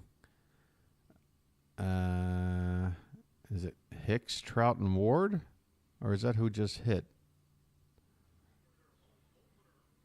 We'll see. Oh, well, right now it's Grayson. It's Grayson who's pitching to Hicks, Trout, and Ward. So, yeah, after that, bottom part of the order, righty, lefty, righty, righty. Yeah, I'm thinking maybe a righty. Here's a first pitch foul ball from Hicks off to the right as we get underway here in the top of the 6th.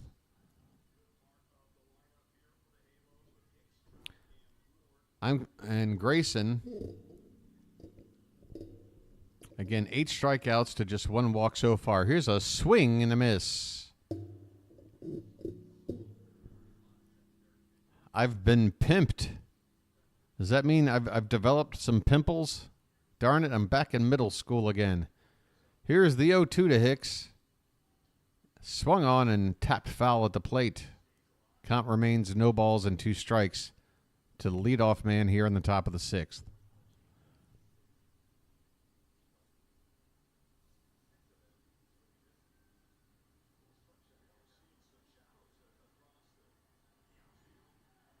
This one is low. 1 ball and 2 strikes.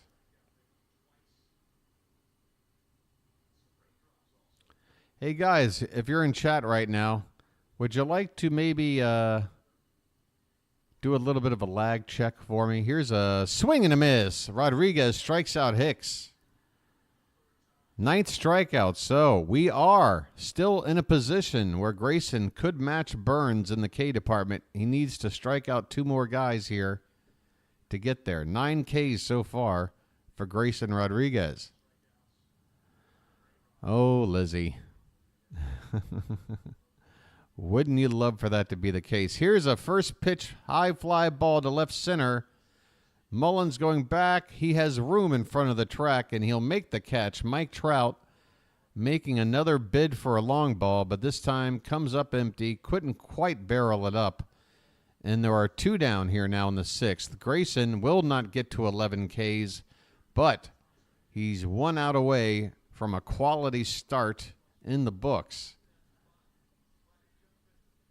It's a bit laggy. Yeah, I was about to say, let's do a lag check. Here's a first pitch strike to Taylor Ward.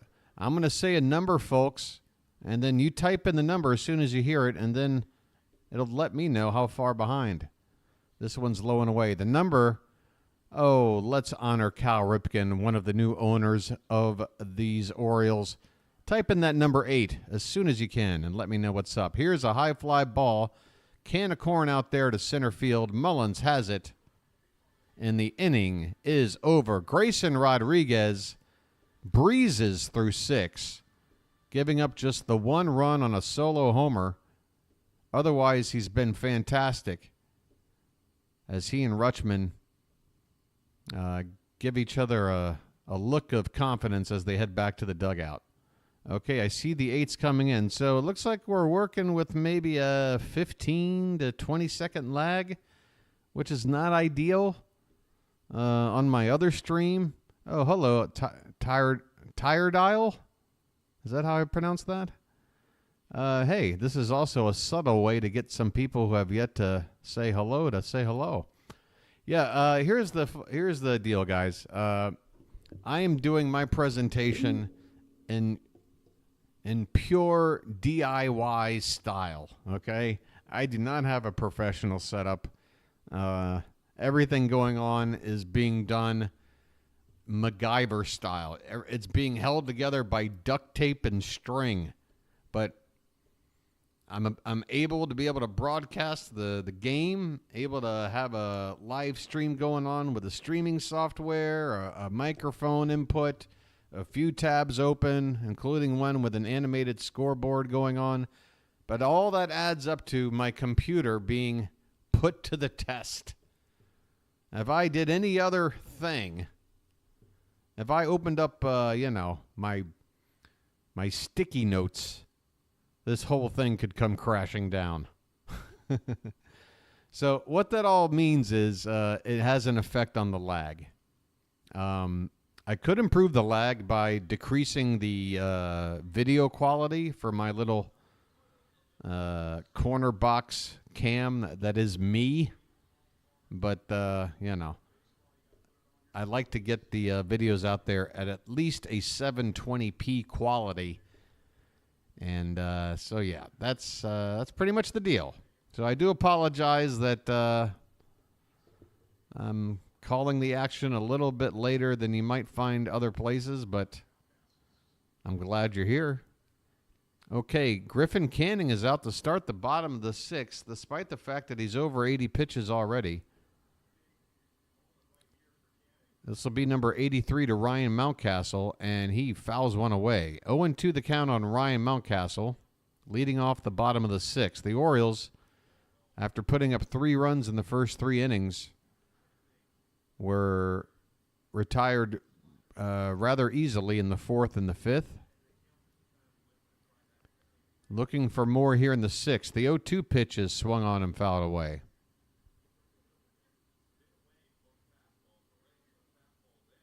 Yeah, Tire Dye. Which clan does he run with?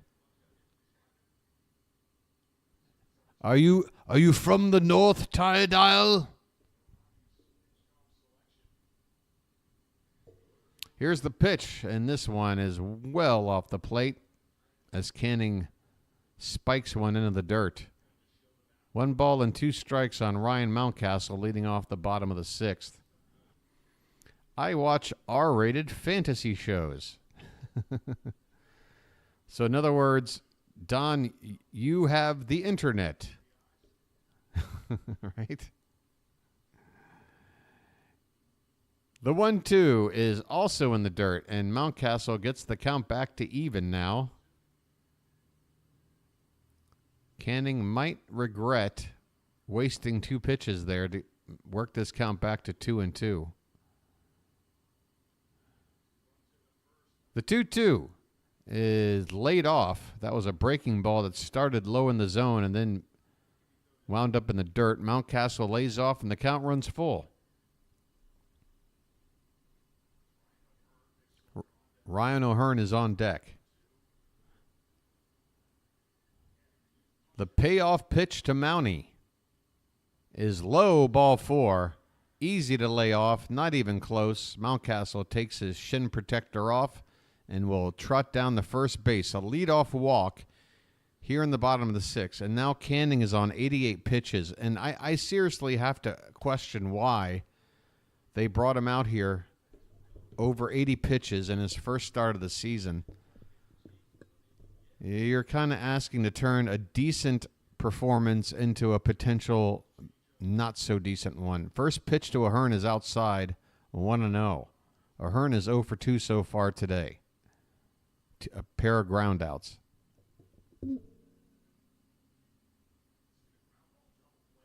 This will be pitch number 90 incoming. And this one's just off the plate outside. David in France is hoping for a steal.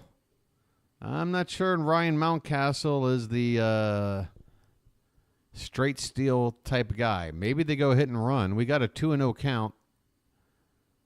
If it gets to 2-1, I'd think about a hit and run.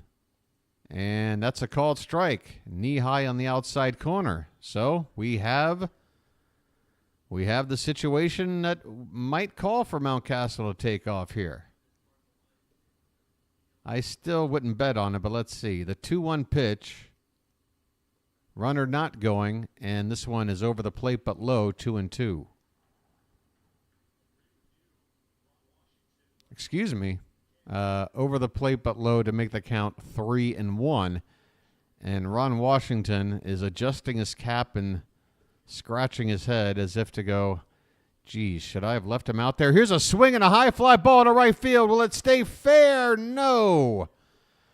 Oh, O'Hearn had the distance. That ball was a moonshot down the right field line, but it was hooking all the way, and it will go foul.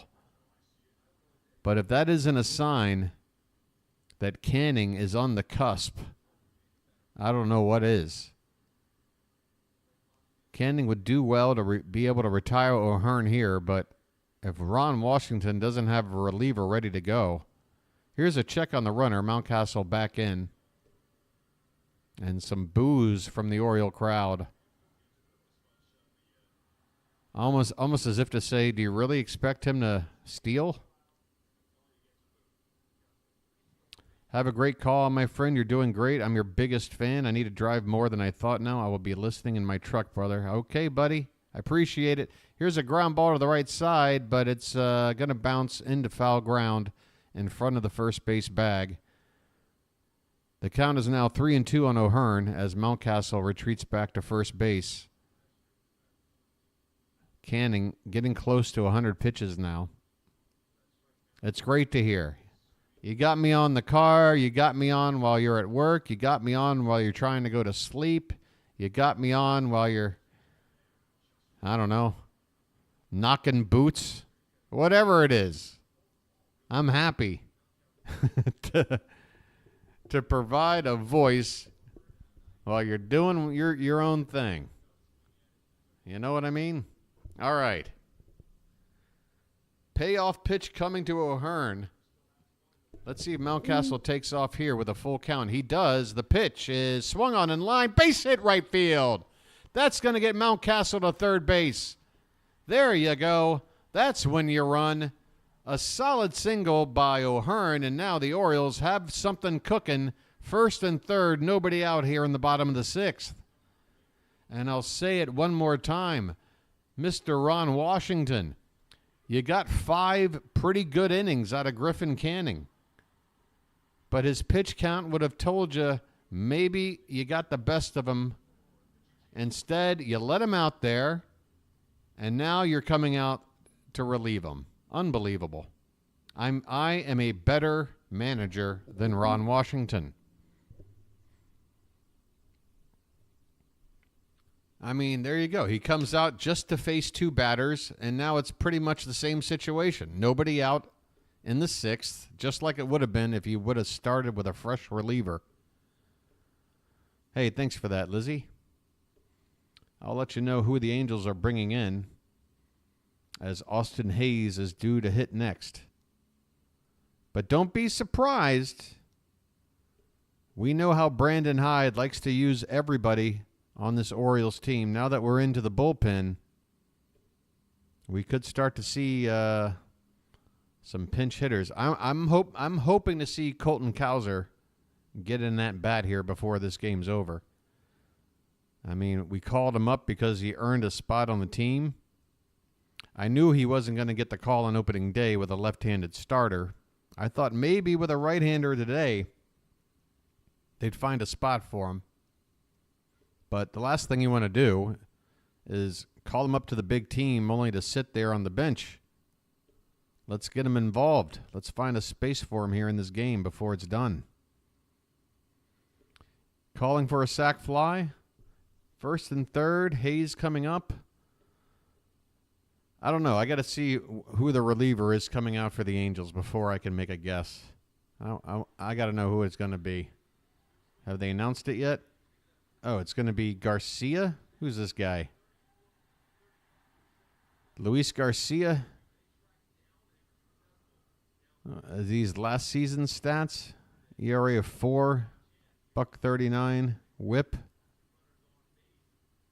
Gave up 6 home runs last year. All right. Sac fly it is. Why not? Let's go sac fly. Hey, what happened to my game cast? What happened to the part that shows the strike zone and everything? What did I do? What did I do?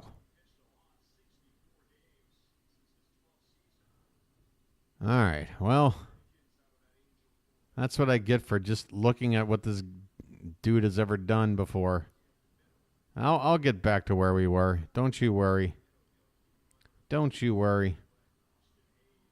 Austin Hayes is at the plate. First and third, nobody out. The first pitch to him is a slider low and outside for ball 1. You'll just have to rely on me for your information for now. Oh, this is previewing tomorrow's game. No wonder. Okay, that makes sense. Let's get back to today's game, shall we? The 1-0 to Hayes is inside 2-0. So immediately, trouble a-brewing with the new arm out there for the Angels as I attempt to get myself back to where I was. Here we go. Here we go. We'll be there momentarily. The 2-0 is swung on and lined. Base hit into left field. A run will come in to score, and the Orioles now lead 4-1. An RBI single for Austin Hayes, with Mountcastle coming in to score. 4-1 Baltimore here in the bottom of the sixth. Still nobody out. David, it was not a sac fly, but hey, we'll take it. The line keeps moving. First and second, still nobody out here. And here comes Cedric Mullins. First pitch to him is line down the right field line and into the corner. That's going to be for extra bases. Hicks slips a little bit. O'Hearn scores. It's 5-1. An RBI double from Ced Mullins after hitting a 3-run homer later in the game on opening day. Late inning magic once again from Ced the Entertainer. He took a 94-mile-an-hour fastball and laced it down into the right field corner. And the line keeps on moving. 5-1 Orioles. Still nobody out here in the bottom of the sixth. Second and third. And here's Jordan Westburg, who's 0 for 2. It's time for him to do something. This one's low and away for ball one. It's time for Westburg to get in on the party. He was pinch hit for an opening day for Ryan O'Hearn, and so far today he's 0 for 2. Swing and a miss on a slider that broke across to the outside edge from Garcia. 1-1 the count on Westburg. The pitch inside, 2-1.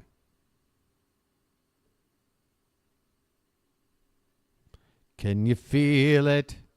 Can you feel it? Can you feel it? The pitch, check swing. Did he go? There's an appeal. No, says the first base umpire. 3-1 the count now on Westburg. Hitters count, nobody out, a run already in, and 2 runners in scoring position. The Angels have their infield all the way in on the infield grass. So the sky's the limit for Westburg. He tries to check his swing. It's a strike either way at the bottom of the zone, and the count runs full. All right, let's go.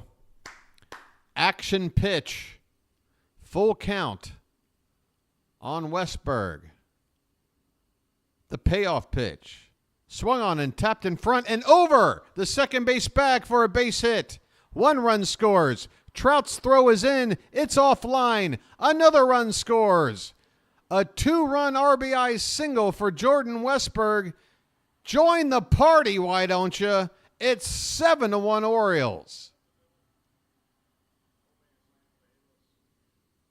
Make it 20 runs in, 1.5 games so far? I think it's safe to say this Orioles offense has taken their hot spring and carrying it over here into the regular season. Now, I understand we're playing an Angels team that not many people are expecting a whole lot from. But hey, you got to go out there, you got to win the games, you got to perform, you got to execute. And so far the Orioles aren't making a whole lot of mistakes, and they're capitalizing on every opportunity that they're getting right now. Here's Ramon Urias. 7-1. Still nobody out here in the bottom of the sixth. 4 runs in. Urias, the number 9 hitter, is 0 for 2 so far. He takes low for ball one. And just like on opening day, the Angels go to their bullpen to try to help put out a fire, and instead they throw gas on it. There's more activity out there in the Angels bullpen right now. Here's a check on the runner. Westburg is back in. And more boos from the crowd. We're up by 6 runs right now. I don't think we're looking to steal at this particular moment, but you never know. It's not like the old days. In the old days, you certainly wouldn't run now, but here's a tapper. This could be a double play ball, but Short drops the ball. A routine double play ball, and Short on the transfer out of the glove drops the ball, and everybody is safe. The wheels are coming off here for the Angels. Still nobody out as Short comes up short on what could have been a 2-out play. Instead, it's a no-out play. Go O's! When it rains, it pours. I know it's too cold right now for the splash zone to be getting hit with water, although I saw some water getting tossed out there on opening day. Hopefully it was warm water. And that's going to spell the end of the day for Garcia, who comes in, does not retire a batter, and as I was saying, took a fire and said, let me throw some gas on there. We have another pitching change here in the bottom of the 6th. Still nobody out. I'll let you know who the next victim is out on the mound as the Orioles will turn the lineup over once again for the 4th time. Gunnar Henderson is ready to step in to face whoever is coming out here to pitch for the Angels. Let's see. It looks like it's Zuniga. And I believe he came out on opening day and pitched an inning. Stocky right-handed pitcher. When I say stocky, I mean he looks a little chunky. I'm not going to lie. Kind of looks like the same physique I have. And when people talk about my physique, I prefer to be called stocky. Thank you. You know. What's that one? Oh, you know what the worst name was? God, I remember when I was a kid and my mom would have to take me clothes shopping, like for pants. And you know, I was a fat kid. So we had to go shopping for pants that were husky pants. You know how embarrassing that is as a child? Where's your husky section? You see here, my kid's husky. It's a nice way of saying he's a fat-ass kid. But he's husky. Anyway. All right, Zuniga has taken his warm-up pitches. Sorry, folks, sometimes I like to let a little bit of my personal life bleed out into the broadcast. Get used to it. It's part of my O's charm, okay? Beefy? All right, that might be worse than husky. All right. Zuniga's first pitch to Gunnar is in the dirt. Boy, has Gunnar Henderson seen a first pitch strike today? It feels like he's ahead in the count every time he's up there. Oh, yeah, I should tell you guys about clothing sizes out here in Thailand. You want to talk about embarrassing. The next pitch is a called strike, and a bad call there. It had the plate, but it was 3 inches off below the zone. Henderson looked back at the ump for a sec. The 1-1 pitch. Swung on and lined up in the right center field gap. This one's going to roll all the way to the wall. One run's home. 2 runs are home. Here comes the 3rd. And Henderson, wouldn't you know it, hustles his way all the way to 3rd. It's a base-clearing 3-run triple, and the Orioles... Oh, I might have called that wrong. Were there only 2 on base? Why are they saying it's 9-1? Yeah, there were 2 runners on base. I apologize. It's a 2-run triple. The Orioles now lead 9-1. Holy Toledo. This offense cannot be stopped. Here's Adley. And at this point, I think the umpire is just handing out charity strikes to these Angels pitchers. Hey, it's only the 6th inning. Don't start letting LA off easy, okay? I've seen comebacks bigger than this. This one's low and in, nearly hitting Rutschman. And, of course, the Oriole crowd does not like anybody throwing a baseball anywhere near Adley Rutschman's body. That is our franchise. That is our one player that we cannot afford to go without. 2-0 on him. Runner at third. Still nobody out. Swing and a miss. Adley was looking to go yard on a 2-0 pitch, but he didn't get a fastball. Instead, that ball dropped out of the zone. Fooled on a changeup. Here's the 2-1 pitch. Upstairs. 3-1.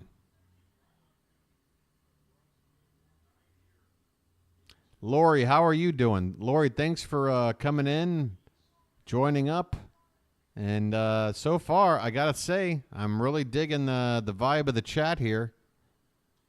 Here's a foul ball back, and the count will go to 3-2.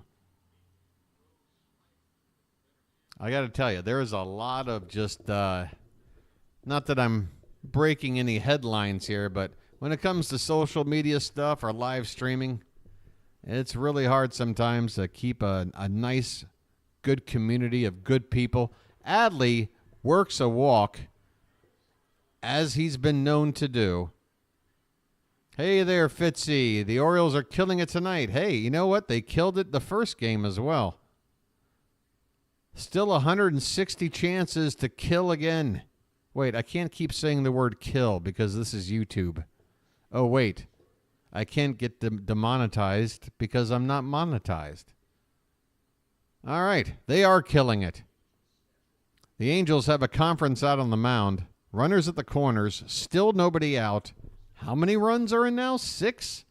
We've got 6 runs in without an out. Are we going to put up a Diamondbacks versus Rockies type inning here on the Angels? Let's see. I don't know, but I'm going to have to reheat some coffee. Yeah, unalive. That is the preferred nomenclature in YouTube. But I'm sorry. I'm not going to sit here and start using these made-up buzzwords. We're grown-ass people. If I want to say kill, I'll say kill. Hey, I like a 90s indie rock band called Bikini Kill. Am I never allowed to talk about them again? Do I got to call them Bikini Unalive? That doesn't sound right. What about Unalive Switch Engage?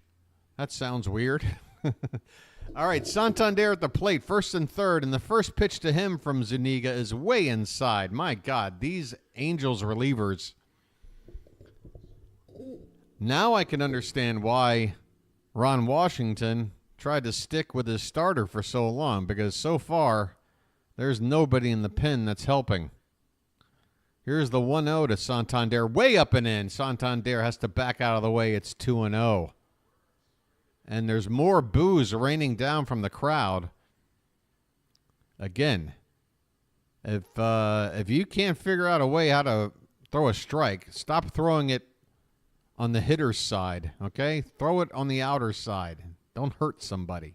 The 2-0 catches the plate, knee high on the inside corner. 2 balls and 1 strike on Anthony Santander. Here in an RBI spot, Santander drove in 4 on opening day. And here's a chance for him to drive in more. The pitch is lifted.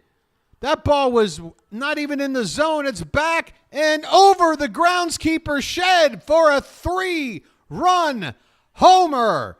Tony Taters goes yard. Bye-bye birdie. Holy Toledo.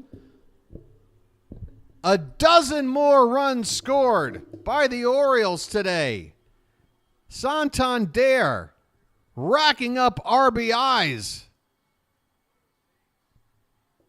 He's in a contract year.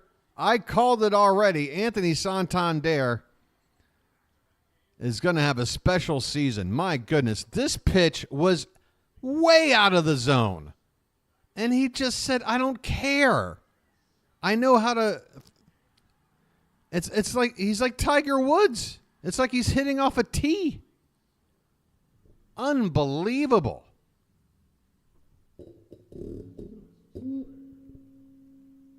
Info screen is ahead of you. Yeah, it's gonna always be ahead.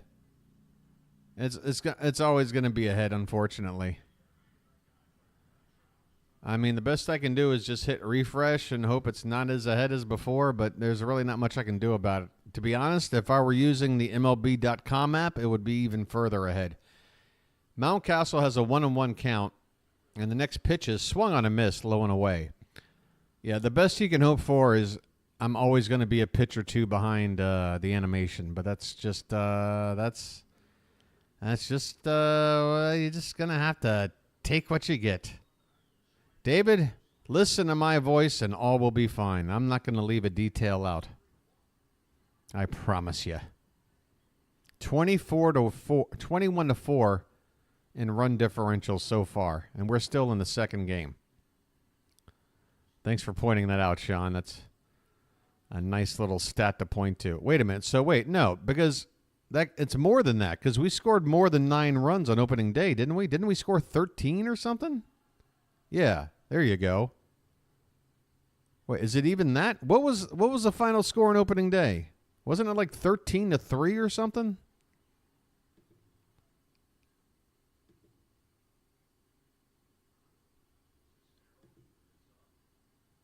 What was it? Oh, great. I didn't want to do that. All right, well, somebody will let me know. It's 12-1 here, and here's a high fly ball into left, but it's right at Taylor Ward. Again, a lot of real estate out there in left field. Yeah, 11-3, and then 12-1 today. There you go. Okay. So, yeah, 23 altogether. 23-4. My goodness. All right, let's get all this back to where we want it. My goodness. Okay, who's up at the plate now? Ryan O'Hearn, who's 1 for 3, takes one low. There's finally an out in the inning, by the way. I know it's hard to believe, but there is now one out here in the 6th. The 1-0 from Zuniga is swung on and tapped foul at the plate. 1 ball, 1 strike. This is probably a good time to go over some of these out-of-town scores. We'll get to them on between the next pitch, or maybe between the next batter. The 1-1 to O'Hearn is popped up in the left field. Again, plenty of room out there. Ward will make the catch, and there are 2 down. So, yeah, let's take a look here at some of these out-of-town scores. Let's get it updated to today. Oh, wait. Today is... Oh, I got to go here. There we go. Uh-oh. And just as I do that, suddenly my feed went out on the ball game. So stand by. I've got something more important to take care of. Come on back to me, ball game. Don't you go dying on me. Don't you go unaliving on me. Okay, the ball game's back up. And stepping in here now is Austin Hayes, who's 1 for 3. 2 down, nobody on. And how many runs in? 9 runs in here in the 6th. Here's a first pitch strike to Hayes on the lower outer half of the zone. No balls and 2 strikes to Hayes. The pitch is hit in the air, left center. Trout calling off Ward, makes the catch, and the inning finally comes to an end. Hey, the Angels have a relief pitcher that knows how to get an out. But the Orioles go crazy. A 9-run 6th inning. They batted around and then some. Hayes, RBI single. Mullins, RBI double. Westberg, a 2-run single. Henderson, a 2-run triple. And then Santander capping it off with a 3-run homer. Holy cow. My goodness. A non-runner isn't the highest runs per inning scored by a team this season. Yeah, Sean, that's easily fact-checked with what the Diamondbacks did to the Rockies on opening day. They scored, 12 runs or 14 runs? I think it was 14 runs in the 3rd inning of that game, and they went on to a 16. Yeah, it was 2-1. They went into the third and scored 14 times. It's the most runs scored in an inning in opening day history. So, yeah, that's going to be tough to top. All right, some out-of-town scores for you. A great matchup in the NL East. The Braves have a 3-run lead over the Phillies, 7-4 in the bottom of the fourth. The Guardians are up over the A's, 7-3, and currently have the bases loaded with nobody out. In the bottom of the seventh, in a pitcher's duel, the Royals are ahead of the Twins 1-0. The Pirates are currently doubling up the Marlins 6-3 in the top of the seventh. Also in the top of the seventh, the Rays are shutting out the Blue Jays 3-0. At the end of 6 in Cincinnati, the Reds are up 4-2 over the Nats. And 2 finals in, the Brewers edged the Mets 7-6, while it took extra innings for the Tigers to beat the White Sox by the very same score of 7-6. So you're all caught up. Coming up a little bit later, in fact, coming up very, very quickly, Cubs and Rangers about to get ready, as well as the Yankees-Astros for that third game of what's been an exciting series so far.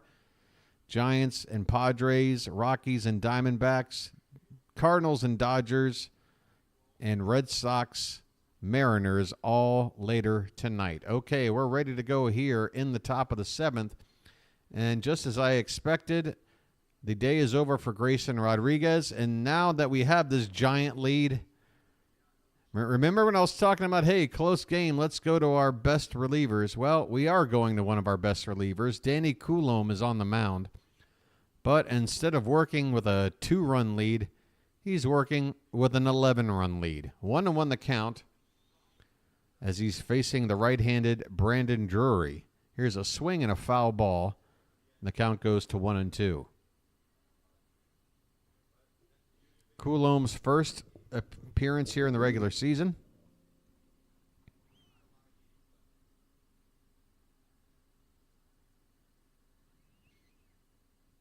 Orioles magic is alive and well. Here's a nasty, good God, Coulombe's, the movement. Like, I don't even know what I'm looking at anymore. This is video game stuff. I know the Orioles have a new pitching coach. We snagged him from the Braves. I mean, I don't know what it is, but I feel like every pitcher I've seen for the Orioles so far, now that these games count, they all seem to have better command and more movement on their pitches. Coulombe, another big breaking ball. This one is low and laid off. 2-2 the count on Brandon Drury, leading off the top of the seventh. The Orioles well ahead now, 12-1. The next pitch is a check swing foul. Drury tried to hold up. That pitch was half a foot inside, but the pitch wound up hitting the bat anyway. 2-2 the count.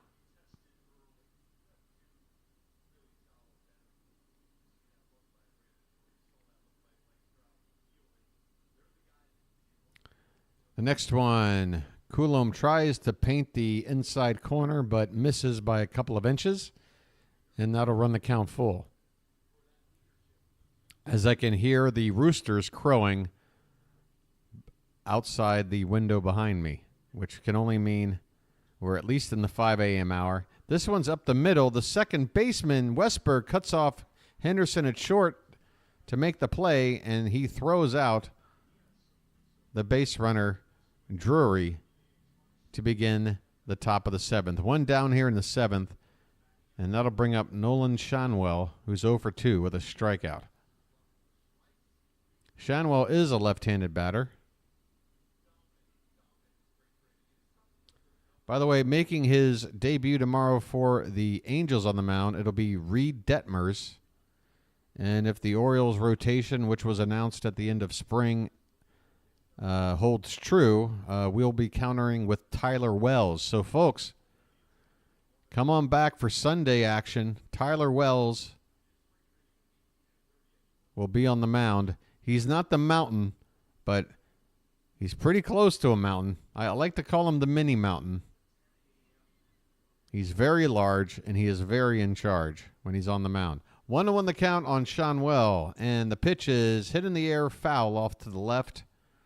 The left fielder will have a look, but it's a good 10 rows back into the seats.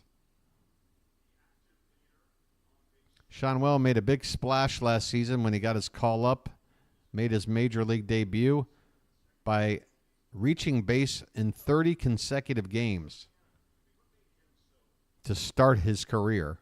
Only 2 other major leaguers have had a longer streak to start their career. Here's a swing and a miss, a big breaking ball from Coulombe, and Shanwell never had a chance.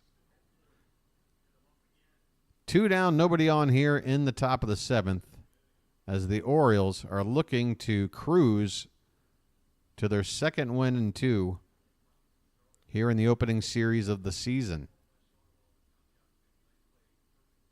Hey, Maria. Good to have you. How the heck are you? Miguel Sano at the plate, and this one's well inside. Sano, pretty much known as a home run hitter. Not a whole lot more to his game. He's a defensive liability, and if you're looking for a walk or just a base hit somewhere, he's not your man. What he will do, what he has done for 4 seasons, is hit at least 25 home runs. He's got 162 in his career, but a pretty low lifetime batting average. Here's the 1-1. That's low and in. 2 balls and a strike on Sano.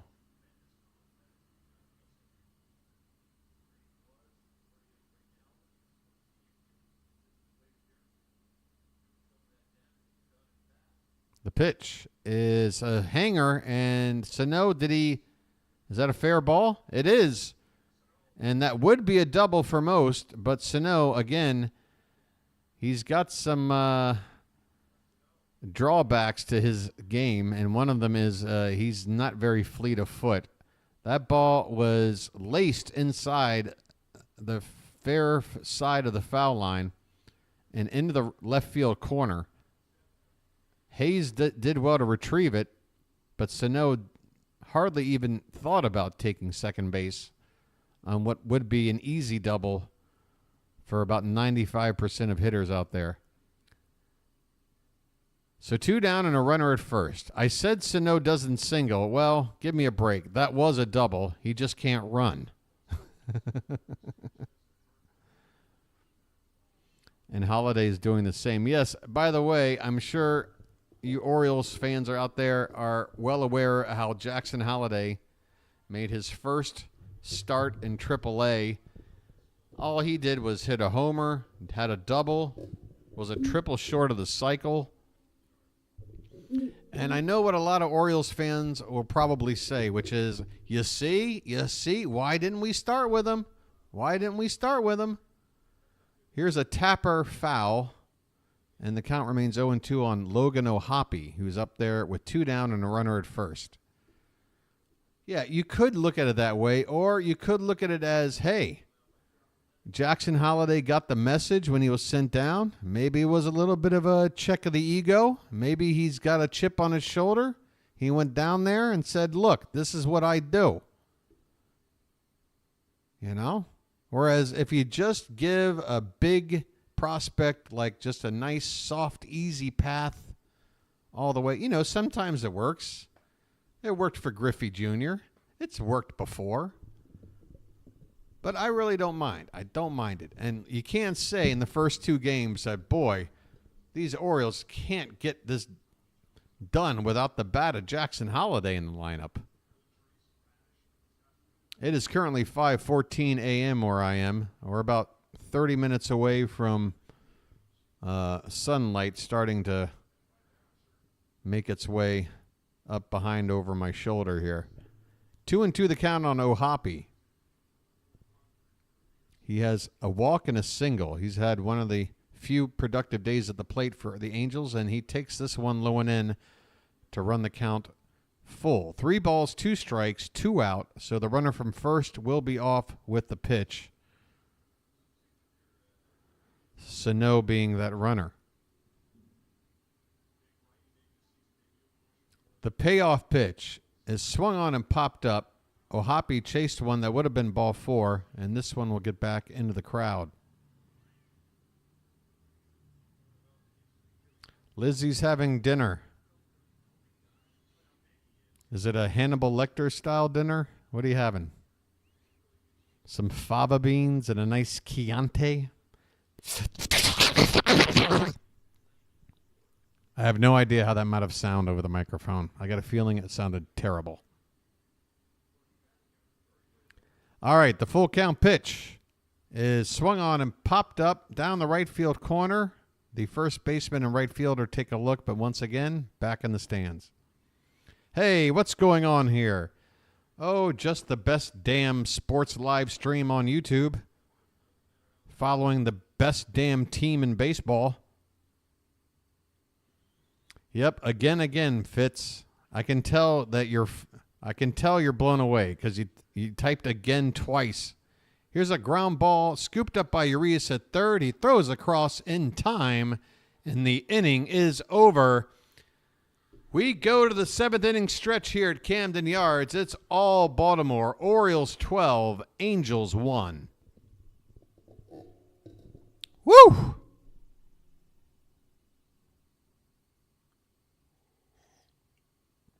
I'm going to add a little hot water to my now room temperature coffee.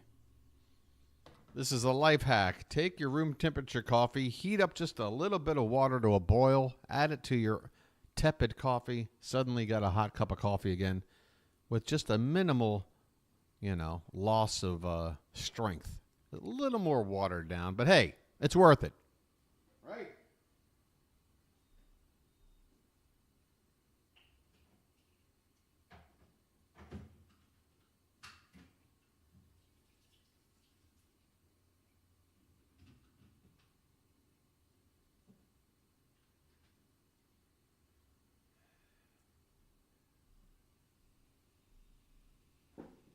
Look, folks, it's a long season. I know that we're going to have our ups and downs. There's going to be some tough nights, maybe some tough weeks. But don't you worry. My Raleigh cap is on standby. There it is, if you don't see it there in the bottom right-hand corner of your screen. The Raleigh cap is here. And I'm willing to put it on my head. I just haven't had a reason to do it yet, okay? But it's here. I should probably get to setting something else up for myself. Cup of coffee sounds good. Hey, you know what I should check here during the whatchamacallit? 25 people are watching. Thank you, folks. 27 likes. I appreciate it. Hey, maybe 3 of you out there haven't hit the like button. Why don't we try to get to 30? If I got to 30 likes, I have no idea what the sub count is. Hey, Fitz, are you still around, or anyone else that, does the YouTube thing? I'd love to hear what the sub count is at. I just don't want to open up another tab right now. All right, there's the hot water.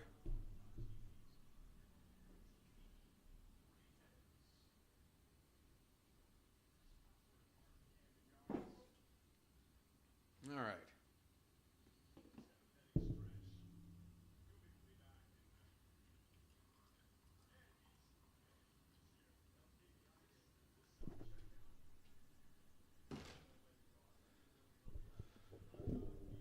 And just like that, my coffee's hot again.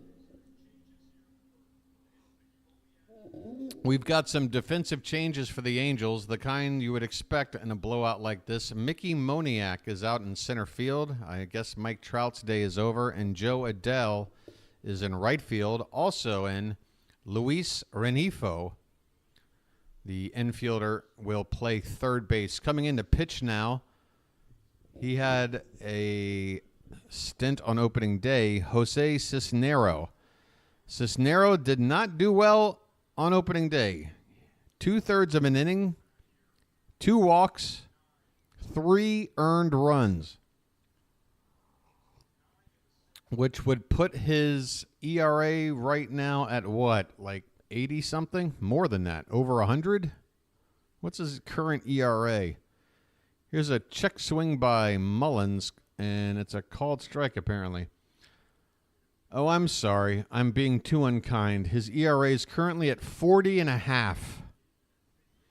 The next pitch to Mullins is a called strike, low in the zone. 0-2 on Cedric Mullins, leading off here in the bottom of the 7th. Cisnero, the new pitcher. Is he the 4th pitcher of the day now?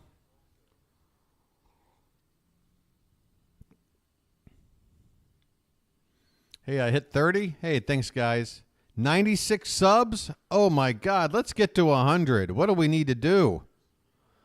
What do we need to do? Hey, folks, if you're watching, you're going to want to be a part of that first 100, aren't you? It's bragging rights. Swing and a miss. Mullins goes down on 3 pitches. A changeup. Mullins swings over it. And there's one away here in the bottom of the 7th. Folks, I'm telling you, get the jump on your friends. Be a part of that first 100. You'll always have a special place in my heart because we're going places. Yeah, you could be like, yeah, I remember that channel. I was one of the first 1,000 subs. That's not bad for bragging rights. But top 100, that's rarefied air. Okay, Westberg's at the plate. First pitch to him is a called strike. And the next one is, again, a strike. The strike zone has appeared to have gotten quite large here in this blowout game here in the bottom of the 7th. 0-2 on Westberg. And the pitch is just off the plate. Suddenly, the strike zone shrinks again. Sean was in the first 50. Yeah, things have been happening. It's been great. The first regular season stream, the opening day stream, 850-plus views. You know, a lot of people didn't hang around for too long. Maybe some people are put off by the whole, I got to subscribe in order to chat? Yeah, I know. It's the one thing I ask in return for 3 hours of content every day during the baseball season. Just subscribe. It helps me grow, and when I grow, it helps me make the channel and the presentation even better. We're just getting started here, folks. Full count here on Westberg with one away, and he swings at a pitch inside and goes down swinging. So a strikeout for Cisnero, 2 away, nobody on here in the bottom of the 7th.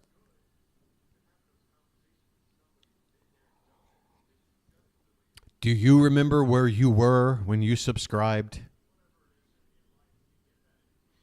You know, I hope that a baby is conceived during a subscription. Right when somebody hits the sub button, you know, life is made. I remember where I was. Lizzie, I know you want to see me grow, but again, that's an OnlyFans thing. You'll have to DM me for that. This one's outside. Oh no! What? What are they? How is that a strike? That's a called strike, or are they saying a check swing that was a swing? Either way, it's painfully obvious the umpires are ready to call it a day. Anything close to the zone, any check swing, it's strike city now, suddenly.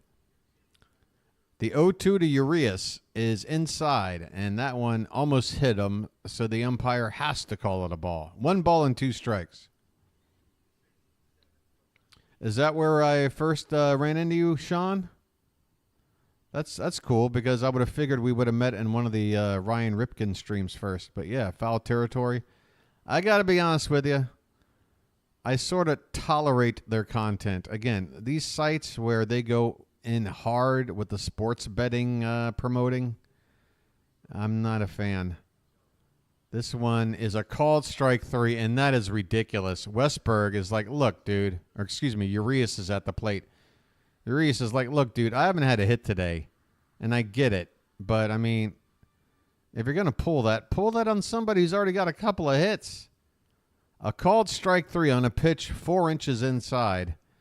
And the inning is over. We are through 7 here at Camden Yards. It's all Baltimore. 12-1 over the Angels. Little rain and this score. The umps are moving it right along. Oh, wait, is there a little bit of I can't tell on the screen. Is there a little bit of what do you call it? Mist in the air? It's not coming down like rain, but maybe it's a little misty. Look at that. 30 likes, 565 views. I expected not to reach opening day numbers, but I'm quite happy considering it's a day game and everything else. Yeah. Let's go. Let's go, hon. The O's about to be 2-0. And already the American League East is a dogfight, right? The Yankees have won their first two. The Rays and Blue Jays have split. I believe their run differential is the same. I think they both have 10 runs for and 10 runs against, although I'm not counting whatever's happened today. Yeah, so I guess Tampa's 2 ahead of Toronto now that they're 2 up here in this third game of the series. Or have they already played? Have they played twice? I think they've played twice. I'm at 97 subs. Let's go. 3 people. All right, folks, if you're watching me right now, it's time to dig deep. I know it's a pain, but a few of you out there might have a second account. And again, you don't have to use it to come watch me. Just use it to get that sub count to 100 triple digits, and suddenly I'm rocking and I'm rolling. It actually unlocks some features within the YouTube studio. So, yeah, to hit 100 subs today would be fantastic. Jacob Webb is now out to pitch for Baltimore here to begin the top of the 8th. Webb rejoined the roster after being on paternity leave, making him unavailable for opening day. I didn't actually see the transaction report, but assuming that Webb is now clearly on the mound and on the roster, Nick Vespi is my guess for who got sent back down. Here's a called strike on the inside corner, and the count 1-2 on Zach Neto, leading it off here in the top of the 8th. 12-1 Orioles. They put up 3 runs in the first 3 innings, and then a giant 9 spot in the 6th to blow things open. The 1-2 is a called strike 3. Webb. That's another pitch a little bit off the zone, but again, it's too close to take. At this point, everybody going up to hit now has to realize that the strike zone is about 2 inches wider and taller all the way around. You got to swing. They're not here to watch a 25-minute inning with 3 walks, 4 walks. This one's in the dirt for ball 1. Why am I looking at this? Where's the why does this look different? Why am I not seeing a pitch-by-pitch thing here? I don't know. Why does it say Cedric Mullins is at the plate? Let me just hit the refresh button. I'm sorry, folks. Apparently, things just died. Okay, we're now back live and in. Here's a pitch to Renifo, and this ball's hit to left center field. Caught by Hayes. He makes the catch out there in the gap in left center, and there are 2 down here in the 8th. That'll bring up Mickey Moniak, who's coming up for his first plate appearance of the season. Moniak, a left-handed hitter, left out of the opening day lineup against Corbin Burns. At least I think that was the case. Maybe I'm having a bad memory. Either way, he's up there to hit now, and this one's off the plate outside. I'm sorry, he did come on to pinch hit on opening day and went 0 for 1. He was not in the lineup, but he did come on for 1 at-bat, 0 for 1. And this is his first at-bat today, and this one is inside this time. 2-0 on Moniak with 2 down, nobody on in the top of the 8th. Means is making a rehab start in Norfolk tomorrow. That's fantastic. Here's a high fly ball to left field near the foul line, and Hayes actually has to come back on it. He overran it a bit near the stands, but he does make the catch, and the inning is over. The Orioles need to record just 3 more outs with a current 11-run cushion. Folks, I hate to get ahead of myself, and you know what? I won't get ahead of myself. Let's just say the Orioles are in good shape as we go to the bottom of the 8th. Adley Rutschman. Oh, and we will see Colton Cowser, according to the graphics here on the screen. Orioles making changes themselves with this lopsided score. Rutschman gets a rest. James McCann is in the game, and he'll bat second. And Colton Cowser is going to get in that bat here, and what surely will be the final inning of batting for the Orioles. There will be no 9th inning at the plate unless something absolutely horrific were to happen. So, yeah, Cowser will indeed get a shot with an at-bat. And I'm telling you, this is what Brandon Hyde does. He gets the players involved. We'll be through 2 games, and I believe the only position player, and this is assuming he doesn't make an appearance in this next inning, to not make an appearance yet is the guy we signed like 24 hours before opening day, that dude out of Oakland, Tony Kemp, left-hand hitting utility player who honestly I don't see doing much but just being a placeholder for Jackson Holiday for a couple of weeks. I'm still trying to understand why we went out and signed him. I don't get it. I mean, we're paying him $1 million for what? $1 million isn't chump change, folks. I don't know what to tell you. Yeah, Sean, we're good to go. Adley is out of the game. McCann is indeed in place of Adley now. There's been a few changes.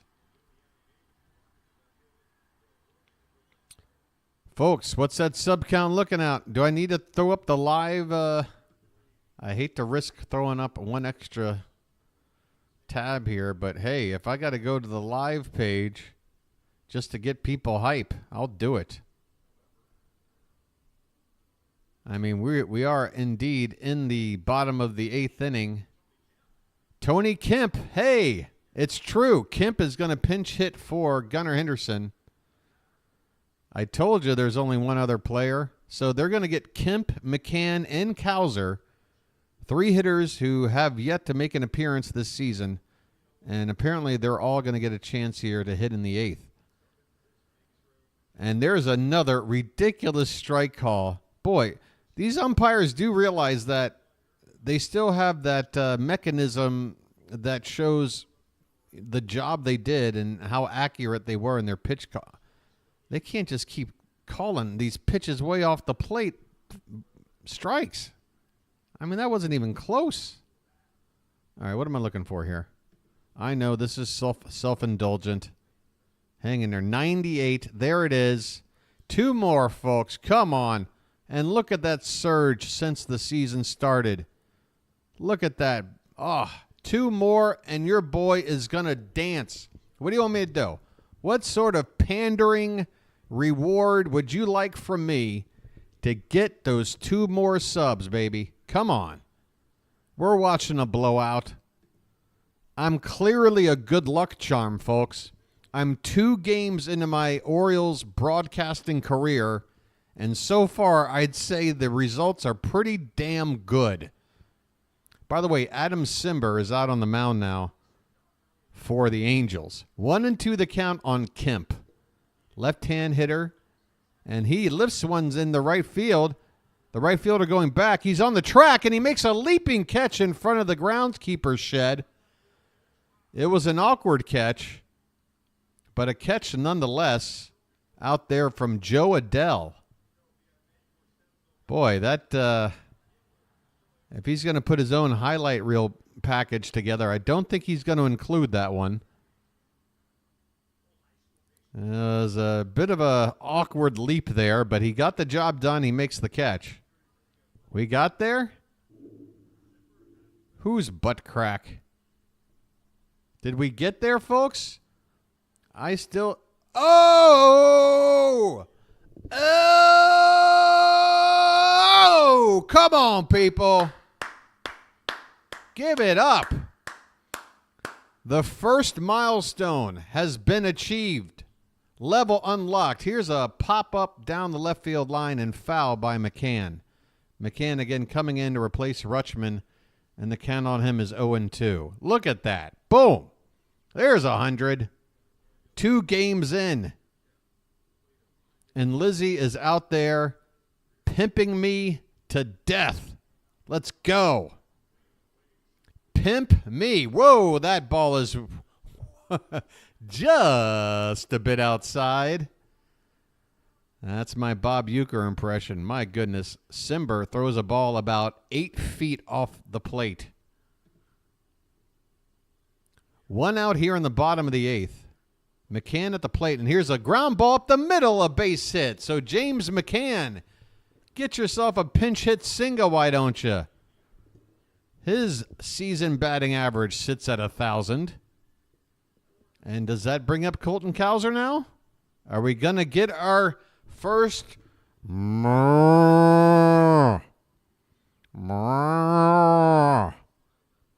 The cow is up. Cowser at the plate for his first 2024 at-bat. Up against Adam Simber. Let's see what he does. He takes one. It's a beauty of a pitch. At the bottom of the zone on the outside corner. It's a strike, and Cowser should have taken it. I don't know what he would have been able to do with that pitch. The 0-1. Swung on and fouled back. So Cowser quickly in the hole, 0-2. Are we hulking out? Are we hulking? Are we just stopping at 100? What is this? I got a fever of 101. All right, I'll calm down. The 0-2 to the cow is swung on in line. Base hit down the right field line. That's a fair ball. Are you kidding me? Colton Cowser starts his season off with an extra base hit just inside the right field line on a 2-strike pitch. My God, you know what? Standing O. Standing O. You know what?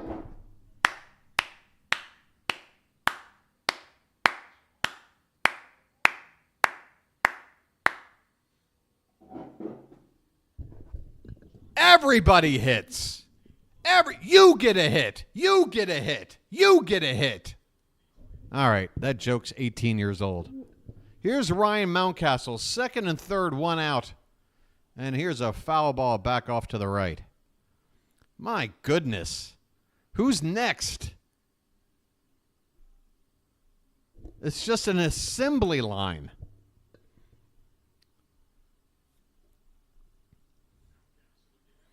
The 0-1 is well off the plate. 1 ball and 1 strike. Holy Toledo. This has been the best 2 to 5:30 a.m. experience of my... No, I take that back. I've had a lot of great experiences between 2 and 5:30 in the morning. But this is the best sober experience I've had between 2 and 5:30 in the morning in my life. And I mean that. I'm happy to share it with you guys. Hey, Cam, I'm sorry I didn't see you in the chat. Seeley's here as well. Maria, good to see you. Here's a high fly ball heading out to deep right center, backing up near the wall, but making the catch. This will allow a run to score. A sac fly. Why not? Let's make it 13, why don't you? McCann with a sac fly. Mountcastle with a sac fly, allowing McCann to score. Let's take a look at where are we up at RBIs? He's one of 3 players in the lineup with 3 RBI today. Gunnar has 3, Santander has 3, and now Mountcastle has 3. By the way, Westberg has 2. He was taken out of the game. Mullins and Hayes each had 1. And there, wait, does that add up? 3, 6, 9, 10, 11. Yeah, that's 13. Okay, O'Hearn at the plate, and after a first pitch strike, this one is outside. 1 ball, 1 strike, 2 down, runner at third. Another run in here in the 8th. 13-1 Baltimore. The 1-1 to O'Hearn is low for ball 2.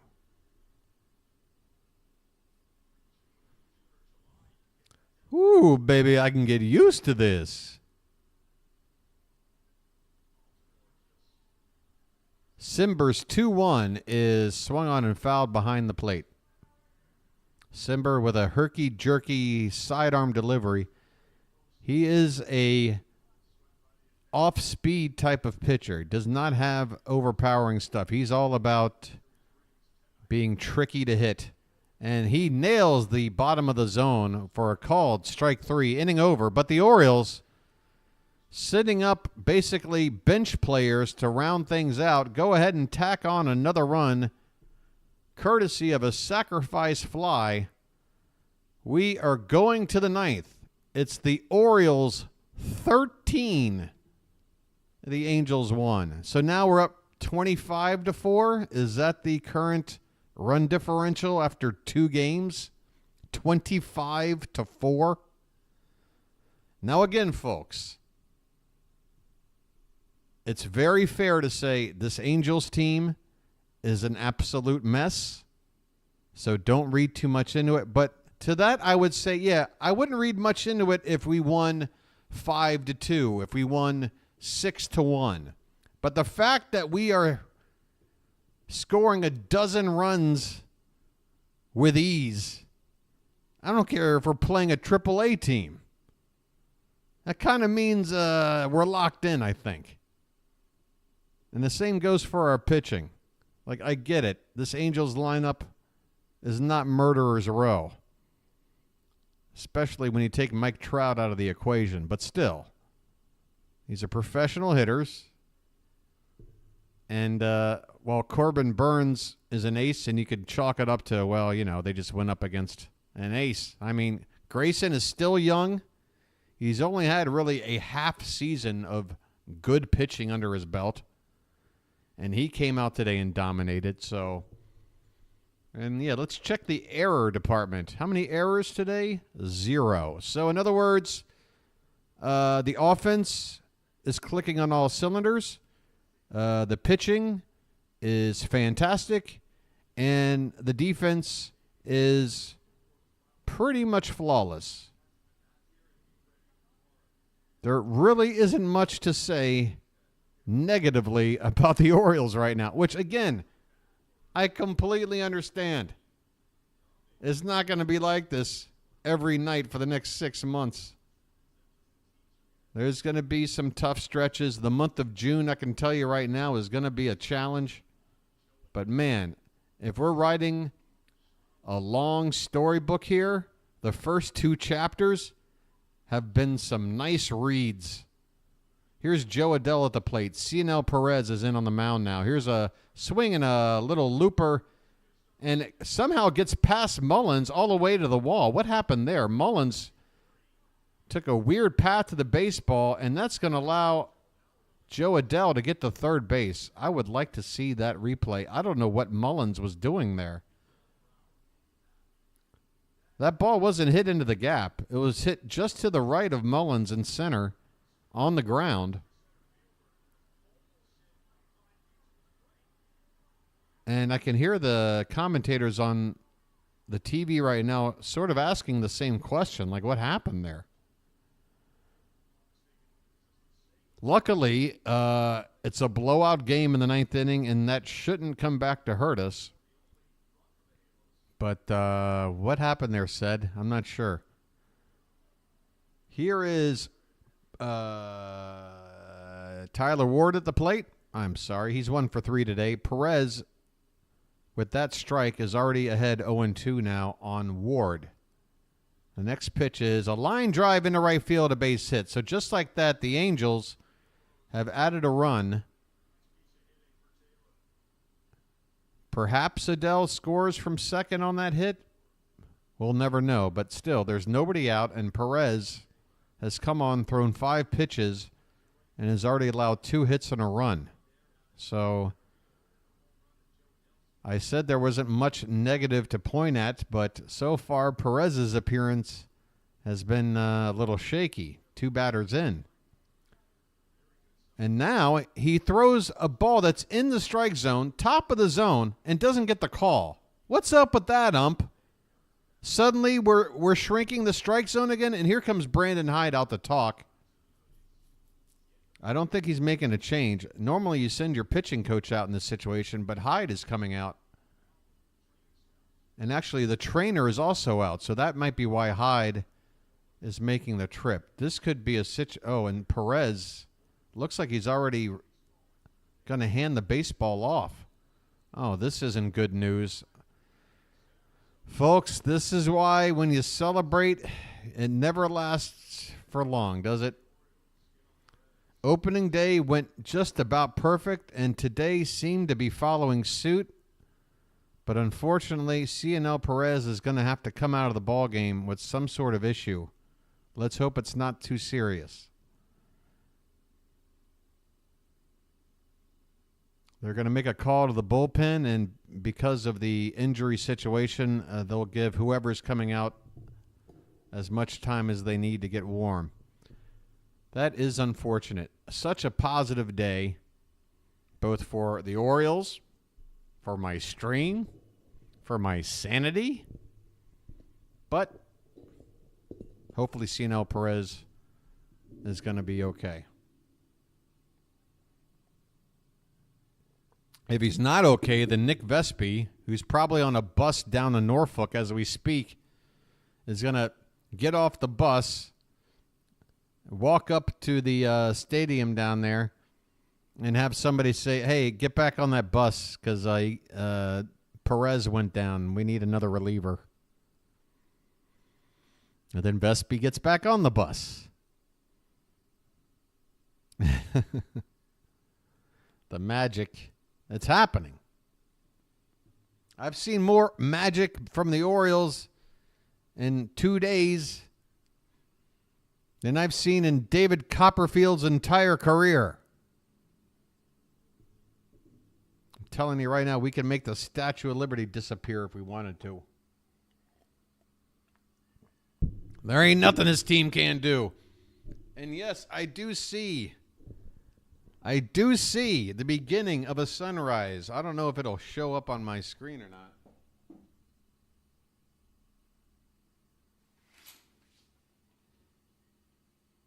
Oh, yeah.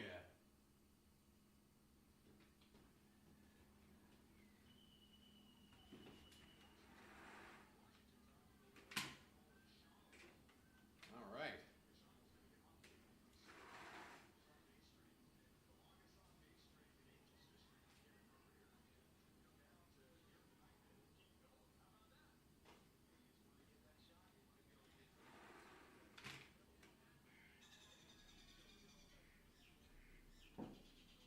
All right, if you hear some birds chirping, just call it part of the natural ambience of my stream.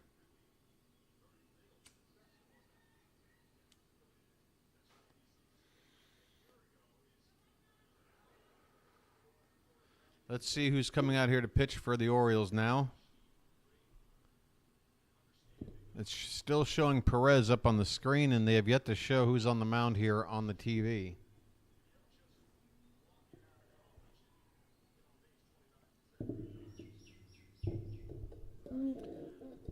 I would hope it's more of a low leverage guy. Maybe give Bauman another inning of work, even though he pitched on opening day.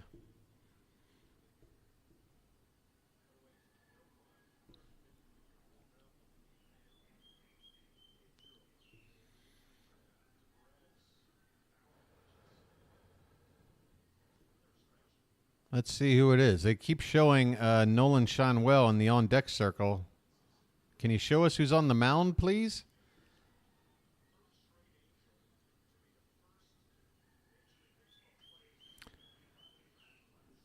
Folks, if you're just tuning in, well, you missed a lot of action. The Orioles got off to a quick start with 2 runs in the first, added another in the third, and then blew it wide open with 9 runs in the 6th inning. to take a 12-1 lead at the time. Since then, both teams, have added a run, making the current score 13-2. This is an Angels broadcast, clearly, because they have still yet to show who is going to be on the mound. They keep showing. Okay, here we go. And it is Mike Baumann. Hey, who called it? Who called it? This is who you go to. Low leverage situation. Baumann did already get an inning in on opening day, but I like the move here.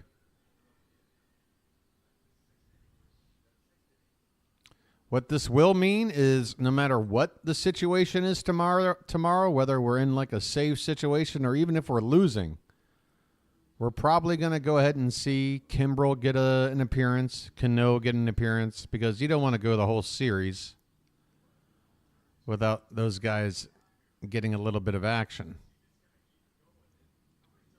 Again, Tyler Wells will get the start tomorrow. But if I had to bet dollars to donuts, I would expect to see the likes of Cano and Kimbrel out there at some point tomorrow as well. Baumann is still warming up. Again, he's allowed all the time he needs to get ready as he's replacing the injured Cionel Perez. Nobody out. A runner at first here in the top of the ninth. The Angels 11 runs down. And it looks like most of the crowd is not interested in waiting around for the end of this one, as there's a lot of green, empty seats out there at this point. All right, Baumann's warm-ups are through. And stepping into the batter's box is Brandon Drury. Drury, 1 for 3 today with a single.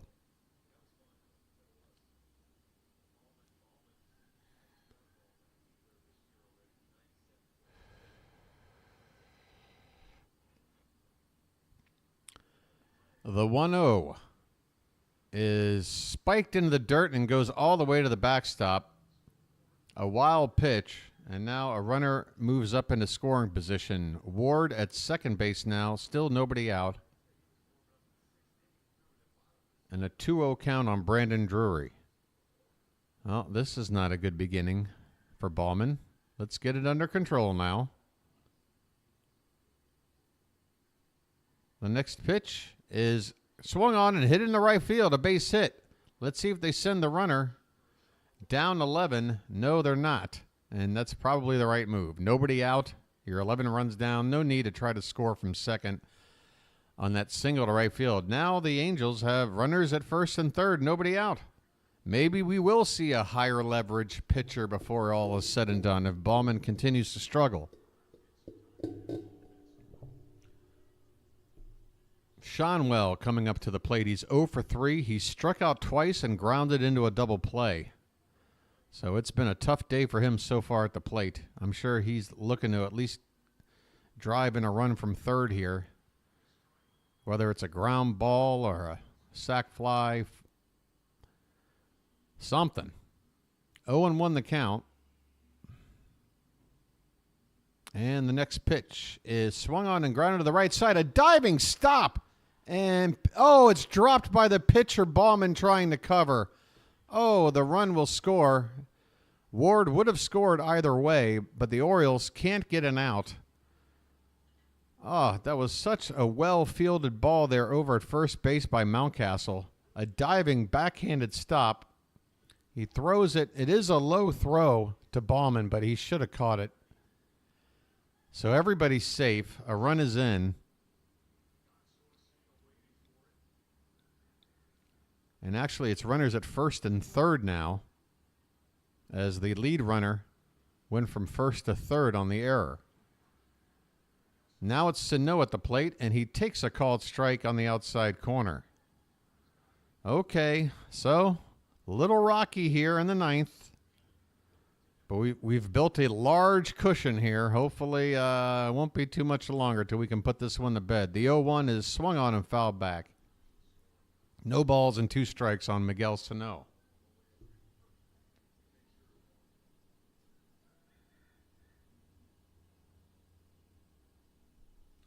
chat has gone eerily quiet. Are you guys worried about some sort of comeback? Don't get me all.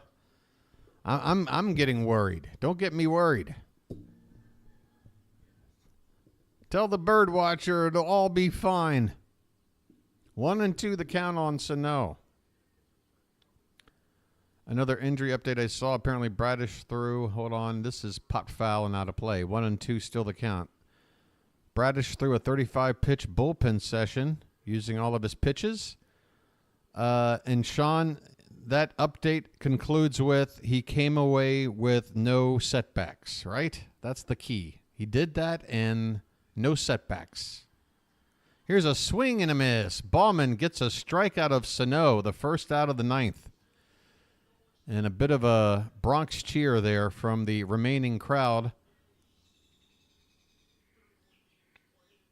as Bauman gets the first strike. Fitzy, I told you you'd hit 1,000 and I'd hit 100 on the same day. I wasn't lying, was I? All right, so great news coming out of the Orioles' 2 injured starters. John Means is on a rehab assignment, which could put him in position to maybe join the rotation. I know Cole Irvin will make that first start in the series against Kansas City coming up next, but who knows? He might only make one more start after that, and then Means replaces him, and Irvin heads into the long relief role that we know him for. 2-1 the count on Logan O'Hoppe. Runners at the corners, 1 down. The pitch is in there, top of the zone for a called strike. 2-2. The Orioles 2 outs away from going 2-0 to begin the season. The pitch is over the plate, but dips low in the zone. Low out of the zone, I should say. And the count runs full. The count is full, and my coffee is empty. The payoff pitch swung on and lined into left field and down for a hit. Another run is in. It might be garbage time, but the Angels are taking advantage as Mike Bauman gives up another run. RBI single for O'Hoppe, making it 13-4. All right, Brandon, I know you'd hate to do it, but go ahead and get another guy, you know. I'm not saying go rush a guy up, but get somebody out there just doing some stretching or something. Let's not let this get too close. Here's a swing and a miss. Zach Neto at the plate.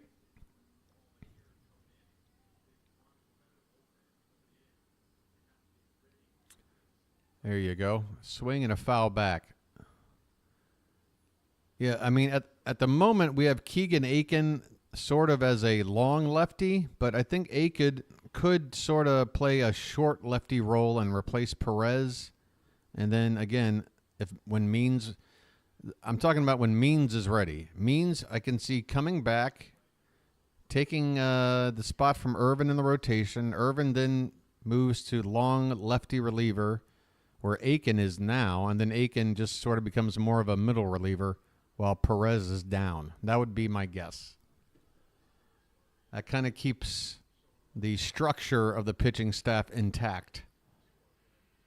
0-2 the count on Neto. Bauman's already thrown 18 pitches since coming on. This one is fouled away. Still no balls and 2 strikes. A moment, please.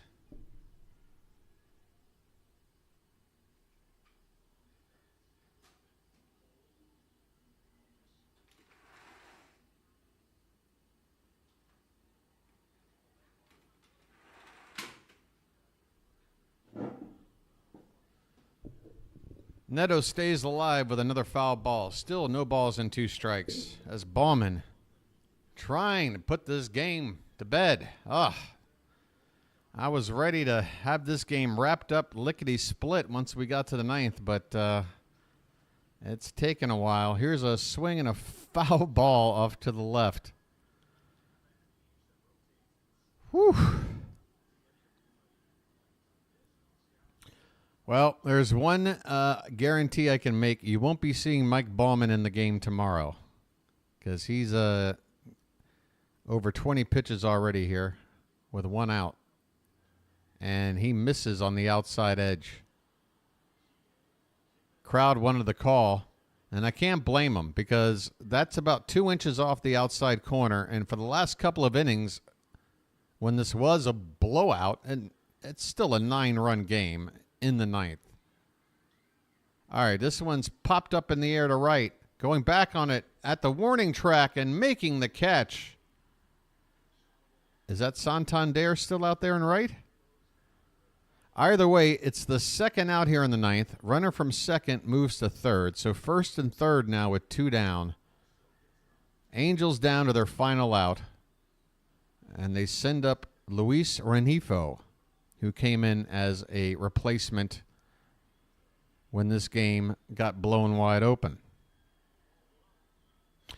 So with 2 down in the ninth, guys, I want to go ahead and just say thanks so much to those that have been hanging out. I won't sign off 2 seconds after the last pitch, but I want to at least try and get started with my outro here. Here's the first pitch, and it's upstairs for ball 1 to Rengifo. Knuckle curve from Baumann. I'll shout out as many people as I can here in the chat. We got Sean, Thomas, Base, Lizzie. Lizzie, thanks so much for helping promote the channel. Pure, thanks everybody for everything you do and helping making my channel grow. Celie, Maria, Cameron, David, I don't want to miss anybody. I think Melanie came in here for a minute. Here's the 1-1 pitch. Up and in, and that nearly got him. Rengifo has to get out of the way in a hurry. 2 balls and 1 strike. Spaceman came in. Who else? Lori came in. A lot of new people. Bill came in. And here's a foul ball off to the right and, off to the left. The Angels are down to their last strike, and the remaining crowd are on their feet and cheering as there's 1 strike to go. If I didn't shout you out, Don C., Tear Dial, Isaac Angel, this one's in the dirt, and the count runs full. If I missed you, please. No offense. Seth, custom albums. It's been fantastic tonight, guys. Great lively chat. And we got 160 of these to go. Here's a swing and a miss. Ball game over. And the Orioles in the win column make it 2 wins in 2. And the offense is on fire. What is that? 25 runs in the first 2 games. The Orioles blowing it wide open, making it 12-1 through 6 innings. The Angels got 3 runs in the ninth, but it was too big of a lead to mount any serious comeback. I'm back to 100? What, you mean I went down? Was I over 100? What, do people unsub as soon as the game's over? Someone unsub, but I got you back. Hey, how about that? That would have been a little bit of a anticlimactic end. I turn off the stream, go back to look at this, and oh, geez. Hold the line, everybody. Hold the line. Keep it at 100, would you? For God's sakes, 3 digits means more than 2. It means everything. Let me just go over this box score, and we'll be out of here, okay? No, I don't need to see Griffin Canning's stats. I need to see myself a nice box score and go over some of the highlights, some of the great performances we saw today. Gunnar Henderson, hey, how about a 3-for-4 day with a couple of runs scored and an RBI? Adley Rutschman went 1 for 3, scored twice, had a walk as well. McCann had a pinch hit to replace him. Santander, 2 for 4, 3 RBI. I believe that's 7 RBI in 2 games. Not to mention a second home run in as many games, scored twice. Cowser had a pinch hit. Mountcastle, 2 for 3 with a walk, 3 RBI, runs scored. O'Hearn had a hit and a run. Hayes had a hit, an RBI, and a run. Mullins the same. Westberg drove in 2. And the only player to not reach base, but still scored a run. I guess he reached on a fielder's choice or something. Anyway, Urias scored. So everybody in the starting lineup scored. 1, 2, 3, 4, 5 doubles, a triple, and a pair of home runs. We left 6 runners. We left only 4 men on base. 13 run, leaving only 4 on base. Grayson Rodriguez, 6 innings, 9 strikeouts to just 1 walk. Threw 84 pitches, 57 for strikes, just the 1 earned run on a solo home run. Denny Coulombe came in with a good inning of work.